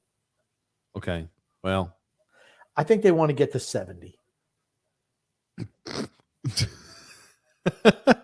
Okay. Shay says, I hate burgers. The last time I had one, I vomited after, and I will not eat another one. Probably had mayonnaise on it to make me throw up. Frank says, TJ invented millennial. Oh. Montreal is on Saturday. Seattle is February 7th. Thank you there, Shay. Andrew L. said here, and what the type of hamburger is that, TJ? Is confirmed a human dumpster. Absolutely. I tell people this, and now you just, people just, looks like Stetson Bennett came out of the game. Oh, no. He's coming off. They got some kid named Beck coming in now. There's his mom. I guess it's his mom. I'm just assuming. D-Cut laughing out loud that I invented millennial. Yeah. Frank Grumpy. You had a bad one, Shay. A high-end burger is amazing. Mm-hmm. Drew says the Islanders' schedule sounds like a rough time. Yes, that was meant to be a Lindy Ruff pun. There it is. I'm convinced Drew is a serial tax evader. It's a tax evander, though. He corrected it instead of evader. Oh, okay. No, Tony Cheese, you are. Grumpy, TJ, in the group, but he only communicates with a few of his little buddies who are members. What a snob. What a snob. Exactly right. That's right. Paulo C says the TCU fans should just throw frogs on the field. Well, I'll tell you what, they proved to be the frogs today. And Tony Cheese says he's coming after him. Drew L says, you're right. I'm a serial tax evader, just like my idol, Donnie J. Tony Cheese says, I'm going to expose all your lies and report you to the IRS. And PETA, Mr. Licata. There it is. He knows him by last name. They're in trouble. Jay says, even if I sent you peanut butter, the peanut butter would go bad through shipping, TJ. Even if the peanut butter goes bad during shipping, TJ will still eat it. Yes, I absolutely will. Wasn't it established that I was going to be reading the comments because, well, keep reading then, Grumpy. Keep reading. We actually want to know what people are actually asking. Shay, if you don't join, I'll take it as a personal slight. Then D-Cut says, roast beef sandwich with American cheese and brown gravy, eat it up. Boom. Empire State, that's Frank, says, oh, snap, DC. LOL, I'm getting hungry. That's why I had to grab some pistachios, man. I was getting really hungry. Right, sure. This was before the show started. I was drinking a protein shake, and TJ's like, I'm going to wait till you don't. I'm like, dude. I hate how you drink protein shakes. It's the nastiest thing I've ever seen. It's nasty, Grumpy. I'm just drinking. I got a problem. You know, TJ's got a lot of issues, man. For a young guy, you got a lot of issues. Get back to the comments, huh? Drew says, all right, last one. I'll bet you all are sick of the memes for today. I am to TJ one more time, and then I'm done. Back here. Last meme of the day from Drew Grumpy. Ding, ding, ding, ding, ding. Closing bell. Let's see what's going on here. Oh, God. TCU's. Hold on a second. God almighty, I'm telling you, this freaking the bandwidth I've got going on right here. Okay. Boop. Let's watch this here. TC's game plan for the fourth quarter. I like it. It's the fucking around and find out. Hold on a second. Let's see here. Let's get rid of this. Yeah. Do we need to see what's going on at the game in the stadium? Looks got a whole bunch of TCU fans probably crying. Oh, well, there's a lot. It does seem like something like another run up the middle. I'm kind of disappointed they're not going for 100. See, as you can see, the more you fuck around, God damn. the more you fuck around. The more you F around, the more you find out. Sorry, Drew. The damn bandwidth is just not working well on the computer right now. And for the Wi-Fi we got. D-Cut says, if TJ was a gentleman, he would send all of the of the used Grumpy's Groupies t-shirts on the arm. I don't know what that means, but fair enough. All of the used Grumpy's Groupies t-shirt on the arm. Still throwing the ball with the backup in here. Hey, do what you can. Jack Bauer, great show 24 was, and Lost was a great show too. I love 24 with Jack Bauer. Lost was okay. I think it really got hurt that they skipped a year due to the writer's strike. I thought that the last season was just, I don't know, not so great. But 24 was great. Drew says, Shea must have had those Israeli burgers. Israel burgers. Israeli burgers. Mm. If I'm reading the comments, don't even think about correcting me. Just know that you're wrong and I'm right. Keep going. Drew says, too bad there's like 20 other Andrew Lacatas. Tony better send out the FBI. There it is. Shay, search Islanders Misery rated R, and there will be an option to join. On Facebook. Drew said, oh, see how is it on Facebook? Like there's something wrong with Facebook. I just said on Facebook. On Facebook. Then Drew says, don't worry. I'll use that meme again for the next Islanders Never Say Die. I just need a reminder. That is Andrew L. Couldn't imagine being TJ's locker buddy. Probably smells like a mix of hot dog water and ass sweat. The entire locker room smells like shit always. And Tika says, the effing buffering, TJ. Buffering, TJ. Effing buffering, TJ. Goo Grumpy. Is college football a crashing board? No. Today's game is. Yep. They hate this. Disney Company, ESPN, ABC, wherever. I'm sure it's on multiple channels. This is like worst case scenario because most everybody's tuning in. Everybody's tuning out. Drill. See, TJ understands Facebook is for boomers. That's from Drew. Shay says, although Israeli food is really good, nothing like a gas station falafel pita in Israel. Gungu says, should I be concerned that one of the top ingredients listed in the plant-based eggs I ate today were mung beans? Mung beans. I don't know what mung beans are. Do you remember from The Office? Creed grows them in the desk. They're mung beans. Great health benefits, but they smell awful. Why do they keep on showing Bennett's mother and him on split screen? Is something going on there? What's going on there? They're still trying to throw for touchdown passes over here. Yep. Oh, first down. Oh, my God. They went for it on 4th and 5. Jesus Christ. You went for it on 4th and 5, not with the run, with a pass to pick up the first down. Yikes. Come on. Well, you know what? I think we're going to see a Woody Hayes situation come up here. When you were up 58-7, why did you go for 2? Because they wouldn't let me go for 3. There has to be some sort of bad blood here. And if there wasn't, now there certainly is. You think? They will play again sometime, and I predict TCU will win. I don't know. It's too early to say something like that. Yeah, 4th and 5. That's a very makeable field goal. Oh! 58-7. Christ almighty. Oh, they look at Stetson Bennett. Yeah. What? No, they're going to do a quick, not only they say no touchdown, they're going quick huddle, no huddle, and they score the touchdown.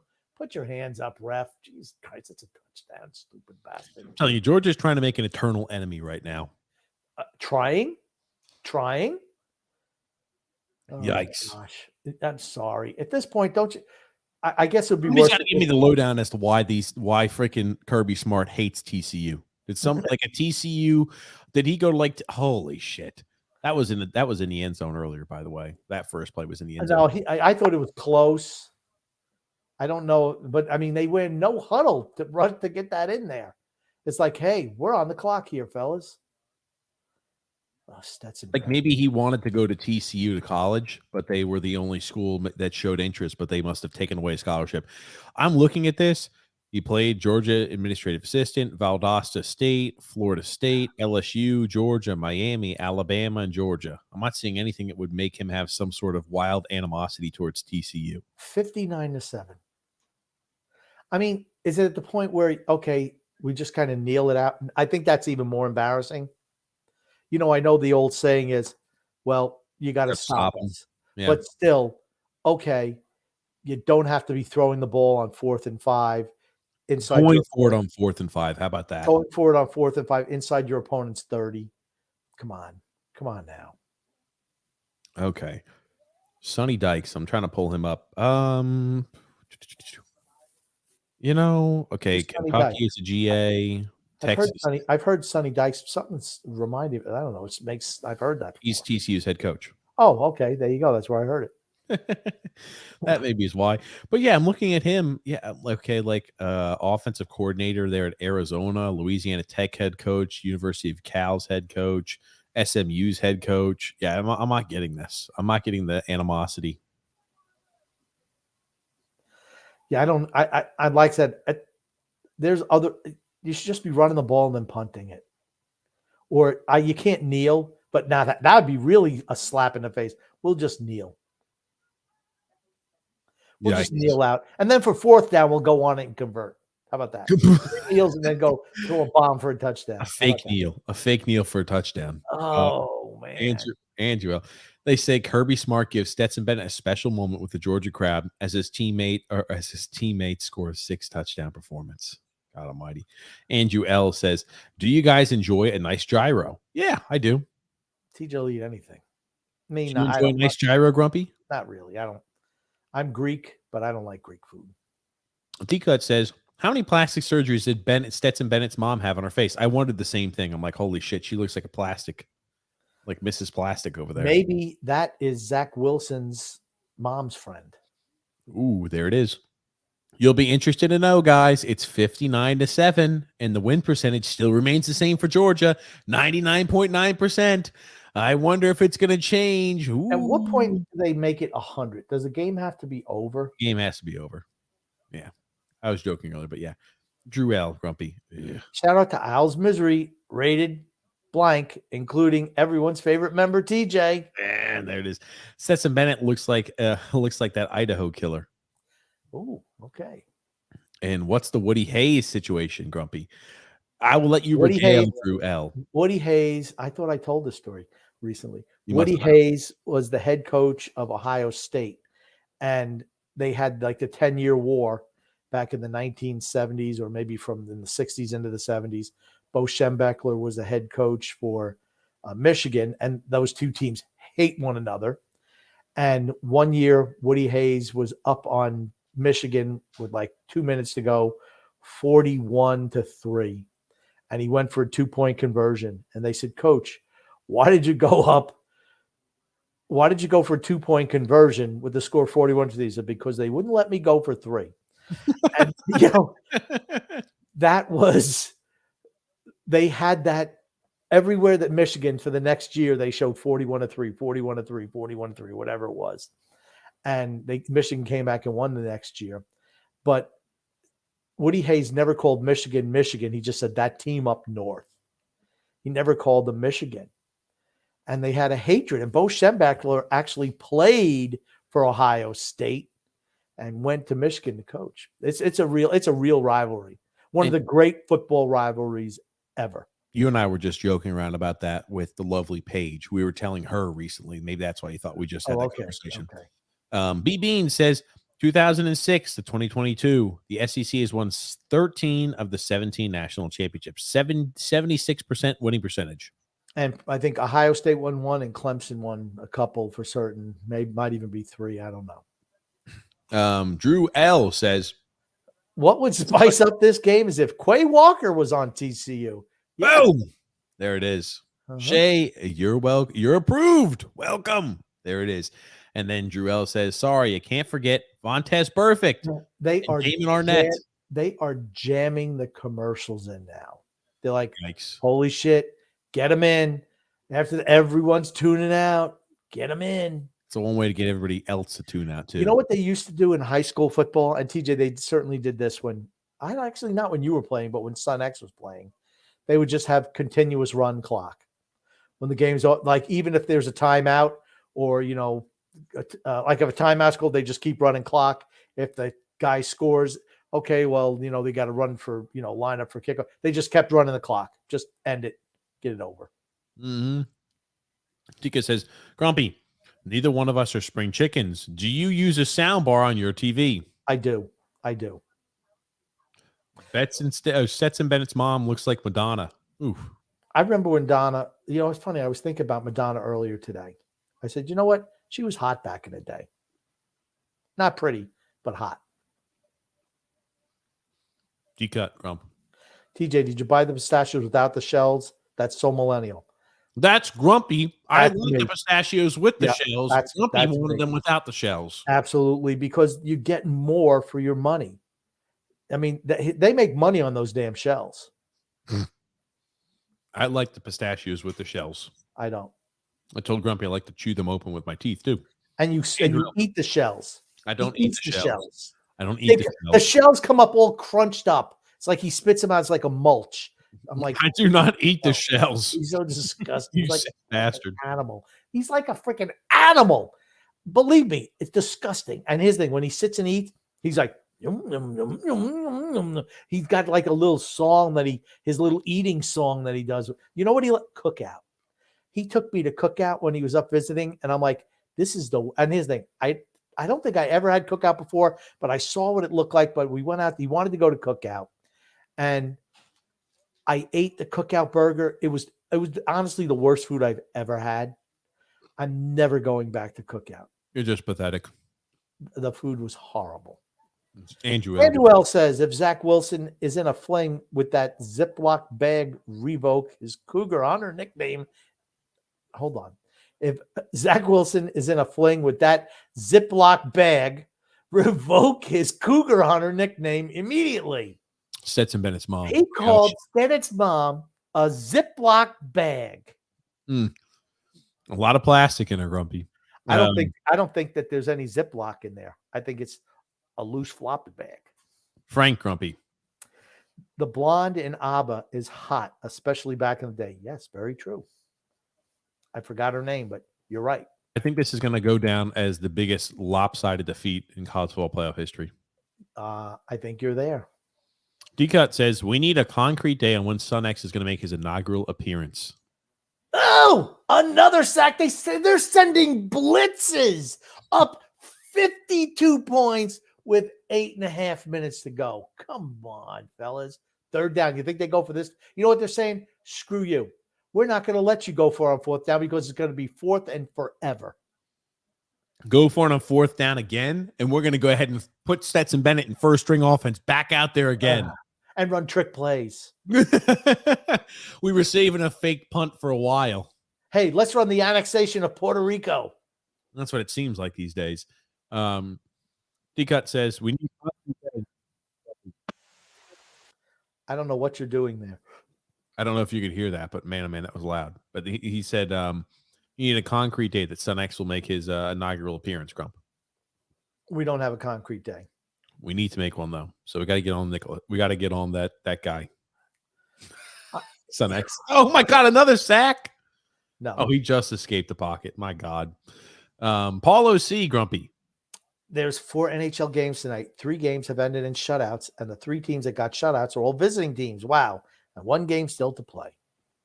Goon Grumpy.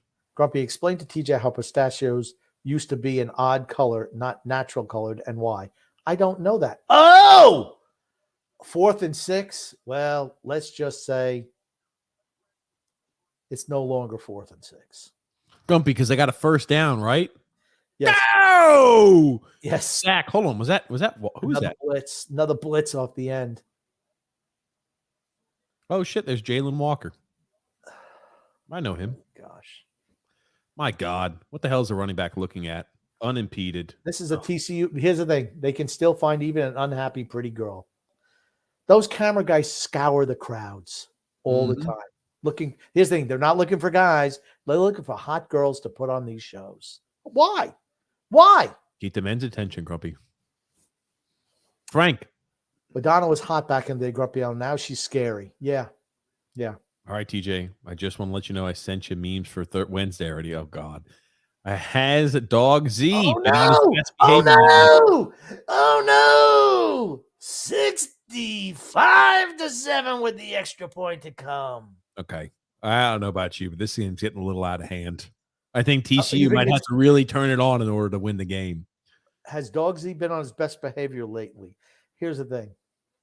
Son X had to go into the office today, and since he hasn't trained Dog Z up to be able to hold his bladder all day, I had to go over to his house and let Dog Z out and do his business.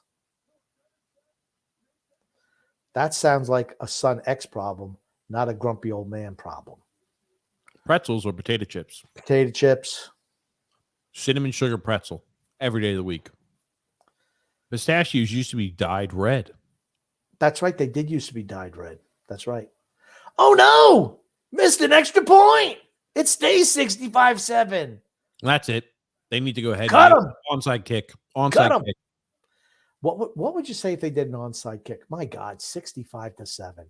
Okay, so you think, hey, when TCU looks back on this, they're going to say, yep, we had a great season. Like I said, when you get beat, and they're going to score again. They're going to get beat 72-7 today. And you're going to look back and say, yep, they had a great year. No. They did have a good year, damn it. They had a good year. All you're going to remember, anyone is going to remember of TCU, anyone is like, yeah, holy shit, you got beat by 111 points. They had the worst loss in a college final ever. Here's the thing. They had the worst loss than the next two games put together in college football history. This is an absolute freaking blowout. Could be the next 3 or 4, dude. This is like a 50-point loss, Grump. But I was right. It was a high-scoring game. Paulo, oh, what flavor chips, Grumpy? I like barbecue. Plain chips. He's the most plain sea salt. I've ever met before in my life. Sea salt's okay too. Might as well call that plain. It's like vanilla bean ice cream. It's like freaking plain vanilla. Grumpy. Paulo C. Daisy was very hot. The Dukes of Hazzard, the best legs ever, man. She had the Daisy Dukes. You ever heard of Daisy Dukes, TJ? We've been through this on the show, but yes, I have. Yes, Grumpy. We've been through this. You talk about Daisy Dukes. You're like, pull up that picture, Daisy Dukes. Catherine Bach was the actress. Go ahead, pull up the picture of the Daisy Dukes. I'm pulling them up for you. I don't think we've ever done it. We So have let's done maybe it. do it now. We've done it before, Grumpy. Let's do it now to show people. Oh my gosh, they got a commercial where it looks like a horned frog is laying on his back, freaking dead. Oh, really? Yep. I messed up. Leon, aka. Oh no, now he's squiggling. What the hell are you talking about? A commercial. That's the best picture you could come up with. We don't care about John Snyder and Tom Wopat. All we care about is Catherine Bach. There you go. Get to see a little Daisy Dukes. There they go. Daisy Dukes. Okay. You got enough? You've had, what else did you want to say? You know, the worst thing is like some 350-pound girl wearing Daisy Dukes. That's a bad look. And True L said, now I think it would be a good time to have Leah Hextall announce the rest of the game. Oh, God. TCU still on, so yeah. Wheat thins or Cheez-Its? Or Cheez-Its. I don't eat either one of those. TJ eats both of them with two hands. That's how he eats. Goon, And goon, you know how he washes his hands? He licks them. All righty, Grumpy. Goon goon. Goon goon. Shouldn't they have closed the beach in Jaws and not risk it on Memorial Day? Or was it the 4th of July? It was the 4th of July. They can't close the beach on the 4th of July. Way too much money coming through the beach then. What did they say? One day is like 3 months. It's like just for one day. Here's the thing. That is, we're going to have to talk about movies. We got plenty of time now. Holy shit, man. Come on. But to me, 4th of July is a movie. 4th of July. Jaws is a movie that I watch every 4th of July. It was on the other day. I said, to the warden, I said, how about you watch this? I've seen Jaws. I'm like, how long ago? A long time ago. I'm like, so what? You can't watch again? No, I hate Jaws. She hates everything. She's like Mikey from Life Cereal. I don't know what Life Cereal is. It's healthy. That's why it's not I Cocoa don't need Puffs. cereal. I don't need breakfast. Cheez-It said, Shay, D-Cut Grumpy, best flavor of ice cream. Go ahead, TJ. What's your best flavor? Any You flavor? might steal it. You might steal it from me. I'm So, not going to steal it from you. I like Rocky Road with some Reese peanut butter cups, some caramel, some M&Ms, the works, sprinkles. I want to put sprinkles on top. Dugan's out of the game, by the way. Well, thank God. I mean, The backup how much of QB in. How much worse could it get? not much worse. Is that Dugan? Is Dugan's a senior, right? Yep, senior. What His a way to career's go out. over too. Yep, Stetson Bennett goes up as like a big champion guy. Oh, come on, number 3 scored a touchdown. Nope. See, I like chocolate and I like vanilla, not together. I like Breyers, all natural, the vanilla with the beans, with the beans in there, like it used to be. They're changing it up now. I don't like that. And chocolate, I like Breyers chocolate as well. I think Breyers ice cream is my favorite. Drew said chocolate. Breakfast cereal has to be Fruity Pebbles. No, man, I like every time. If I eat breakfast cereals, man, I used to go through phases. Sometimes I eat breakfast like cereals are for dinner. I get like Fruity Pebbles, Frosted Flakes, Fruit Loops. You know how anything. bad it is? They're letting the Washington kid number 0 play on defense now. Oh, no, it's got to be somebody else, a different It's number. somebody else with 0. Max Dugan, by the way, was the Heisman Trophy runner-up this year. The best finish by TCU player since 1955 when Jim Swink came in second. Bet you never heard the name Jim Swink before, but guess what? 5 years from now, you're not going to remember Max Dugan either, unless you're talking about Jason Robards and one of his, look at this number 2 look at him trying to do a little trickery there. Didn't work out. Man, Number this 2's is wearing hard. just Stay in bounds. Keep the fucking clock running. Oh, no, it's not in 2 minutes. Okay, good. Chandler Morris. He's a freshman. He's your future guy. Started the first game. Let's Left go. with Let's an go. We injury. got to get pumped up. He Let's was- go. He was the starter to start the year and got injured. Was They he got really? big things in store for this kid. This Is is that the really what they're future of saying? TCU. Watch out, Georgia. You're going to see him again, and it's going to be a whole different story. Is that really what they're saying? No, I'm saying it. Oh, God. It's up in the air. Oh, Georgia won another interception running for a touchdown. I got to say that everyone's kind of has a defeated look on the TCU sideline. I'd agree because they just got their asses whooped on national TV. Drew says, nah, screw it. Go ahead, Luke Green, pick Grubby. Nah, screw that. Now would just be a good time to have a wee hooping, and Leah Hextall announced the rest of this game with co-announcer AJ Malesko. Oof. Goon Grumpy. Who the hell eats Peeps? I eat Peeps. Absolutely. The warden gets TJ Peeps, and he eats them all at one time, container and all. Stop. Andrew L. Grumpy. Andrew L. says TJ's going to say some random ass flavor like rainbow cherry infused cookies and cream with candy all over the top. Isn't The that what candy he on the kind of top did? is right. The candy on the top is right. Oh my God. Shay Grumpy. You know what's bad? Here it is. 5 minutes to go. You got Kirk Herbstreit and Chris Fowler just knuckle bumping one another, just yucking it up. Hey, it's been a great season, blah, blah, blah. This is not the game that that ESPN was hoping for. That's all I'm going to say. Shay says, speaking of Hextall, would you rather Matt Martin take every shootout attempt or watch Leah Hextall announce every game? Matt Martin. No, Leah Hextall, because then I could make fun of her every single game. I was a Cheerios and milk guy, says Drew. Yeah, Cheerios was good. Mikey likes it. That's life cereal. He won't eat it. He hates everything. Now that the kid, Gungun says, now that the kids enjoy retro fun, vinyl, mullets, etc., will outhouses make a comeback? Probably No. not. TJ likes himself some indoor plumbing. Mm-hmm. Shay says, peanut butter ice cream. I know it's frozen yogurt, but my all-time favorite is pistachio and white peach, not together, from Red Mango. Gosh, that sounds like something TJ would say, Shay. Yeah. No, thank you. Mm-mm. Shay Shay says, likes peanut butter. Shay makes her own peanut butter and likes peanut butter ice cream. we know that. Oh my God, here goes George again. Shay says, hot take cereal is nasty. I'm an omelet egg type of person when I eat breakfast. Yeah, I like it too. Goon. Predict the Islanders' next 3 games. I double dog dare you. Who are the next 3 games again? I think we'll go 1 and 2. lose to Dallas. Stars, Wild, Canadians. I think we lose to Stars and to the Wild and beat the Canadians. 2-1. Woo, okay. Yep. Yes, Cinnamon Toast Crunch is fantastic. I still love Cinnamon Toast Crunch. Okay, let me just say something. If you're Stetson Bennett, and I'm not watching film. No, I saw him watching film on the sidelines. Like, bro, come on. No. I mean, this is his last game ever. Yeah. What do you think he's thinking right now? What a career. Do you think he's getting emotional at the end of the game? Yeah. Because he was really emotional last year. He doesn't look the same. Maybe when they interview him, he will be emotional. But I mean, because he has to know that he's not playing anymore. He has to know that. I think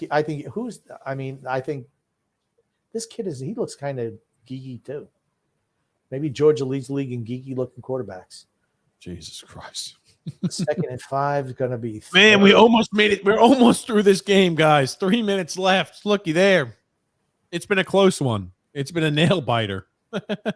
Who the hell is that running back pity patting at the freaking hole? Hit it hard. Shay Grumpy. I'm going to the game Thursday, so expect a loss. They've won 2 games this season when I went. Well, maybe we expect a win from you, Shay. I'm expecting a win. That's a game I'm expecting. One of the 2 I'm expecting us to win. I'm going 2-1. Grumpy went 1-2. I'll be back, Grumpy. Man. Yeah, that's fine. I'm just going to say, because I'll get back to the game. I know TJ doesn't care, even though, when you advertise the game, you should talk about it a little bit. First down for Georgia. I thought he really could have driven that hard and maybe scored. Maybe they try to run out the clock. Did they start kneeling? It's getting close to that time, isn't it?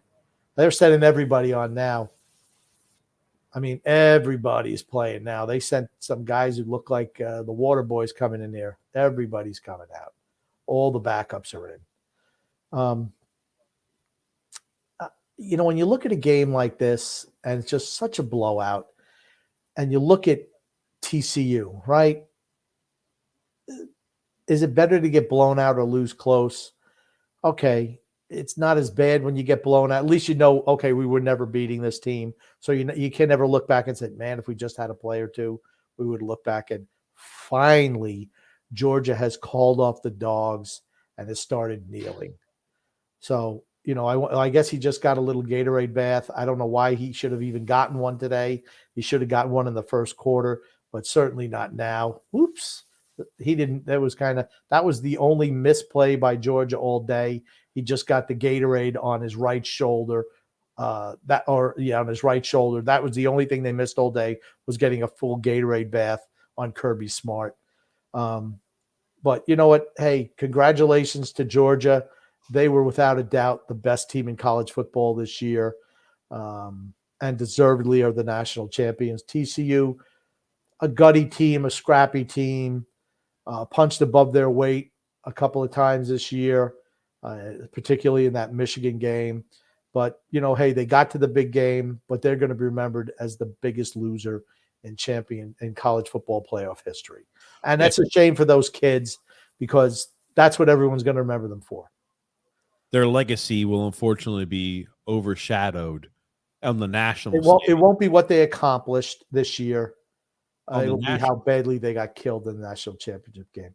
I want to speak for a second. Jesus Christ. Okay, thanks. You're not going to give me a chance to respond on that? Go ahead and talk about Kirk Herbstreit doing some dumb shit. Come on. I said, I wonder what does Kirby Smart say to the head coach of the other team? I don't. Okay, there's a few different things, right? I wanted to address what you said first before you asked that question. Okay, good. I think on the national stage, their production this year and their result this year will definitely get overshadowed. I think for the TCU, for the people of TCU, it won't. I think they were able to differentiate it because it means a lot more to them for what happened this year. This is the best year they've ever had for a college program ever. So I think it's going to mean a little bit more to them. It's not going to be overshadowed on that side. What does Kirby Smart say? Sorry. I really don't know what, you guys had a hell of a season. That's about as much as you could say. And it's not, trust me, that's going to be met with some animosity. I can't imagine Dykes being too thrilled about that. Yeah. I mean, he shook his head like, sorry. You didn't hear what he said. Now, like I said, talking with our boy Stetson Bennett. And, all right, but we Grumpy, at the end of the show here. Yeah. Let's get a few comments. D-Cut says, TJ, Did you ever have real ramen soup or just those 25-cent packets that are blood pressure killers? No, I got like real ramen from like Costco. You just cook it up. Shay said they're 2-6 when I go. Oh, Oof, that's not good. not good at all. Andriel said, hold on to your seats. There's still that 0.1% chance for TCU. There it is. And this is when Rudy finally got some playing time. Rudy. That's right. Watch Quentin Johnston's draft stock take a hit because of this game. It absolutely will. No, it won't. No, Yes, it it won't. will. Absolutely will not. Absolutely will not. It'll depend on how he tests. It'll all be how he tests. He's not a freaking speedy guy. He's a bigger wideout, right? It'll all be how he tests. D-Cut says, looks like Carlos Correa back to the Twins. Wow. I wonder if we're still Wow. singing about how successful of an offseason the Mets had. Wow. I'm not. But man, Grumpy, we're here at the end of the show. What do you want to say before? It was a tough, hard-fought loss. I'm not even sure if it was hard-fought for TCU, but it was an ugly loss nonetheless. Thank you, everybody, for tuning in for this ugly loss and sticking with us. Spending your Monday night with us. Thank you so much. We appreciate it. Hats off to the listeners of the show. They are the true MVPs of today's game, not Stenson Bennett, not the Georgia Bulldogs offense or defense. It's the listeners of the show. Big round of applause to you guys. A big round of applause. But Grumpy, what do you want to say before we wrap things up? I want to say love and laughter to everyone who listens and even those who don't, from TJ and the Grumpy Old Man. Thank you, everybody, for listening and tuning into the show. We'll be with you guys this Thursday, 9 p.m. Eastern Standard Time. Thank you again, as always, to Grumpy. My pleasure.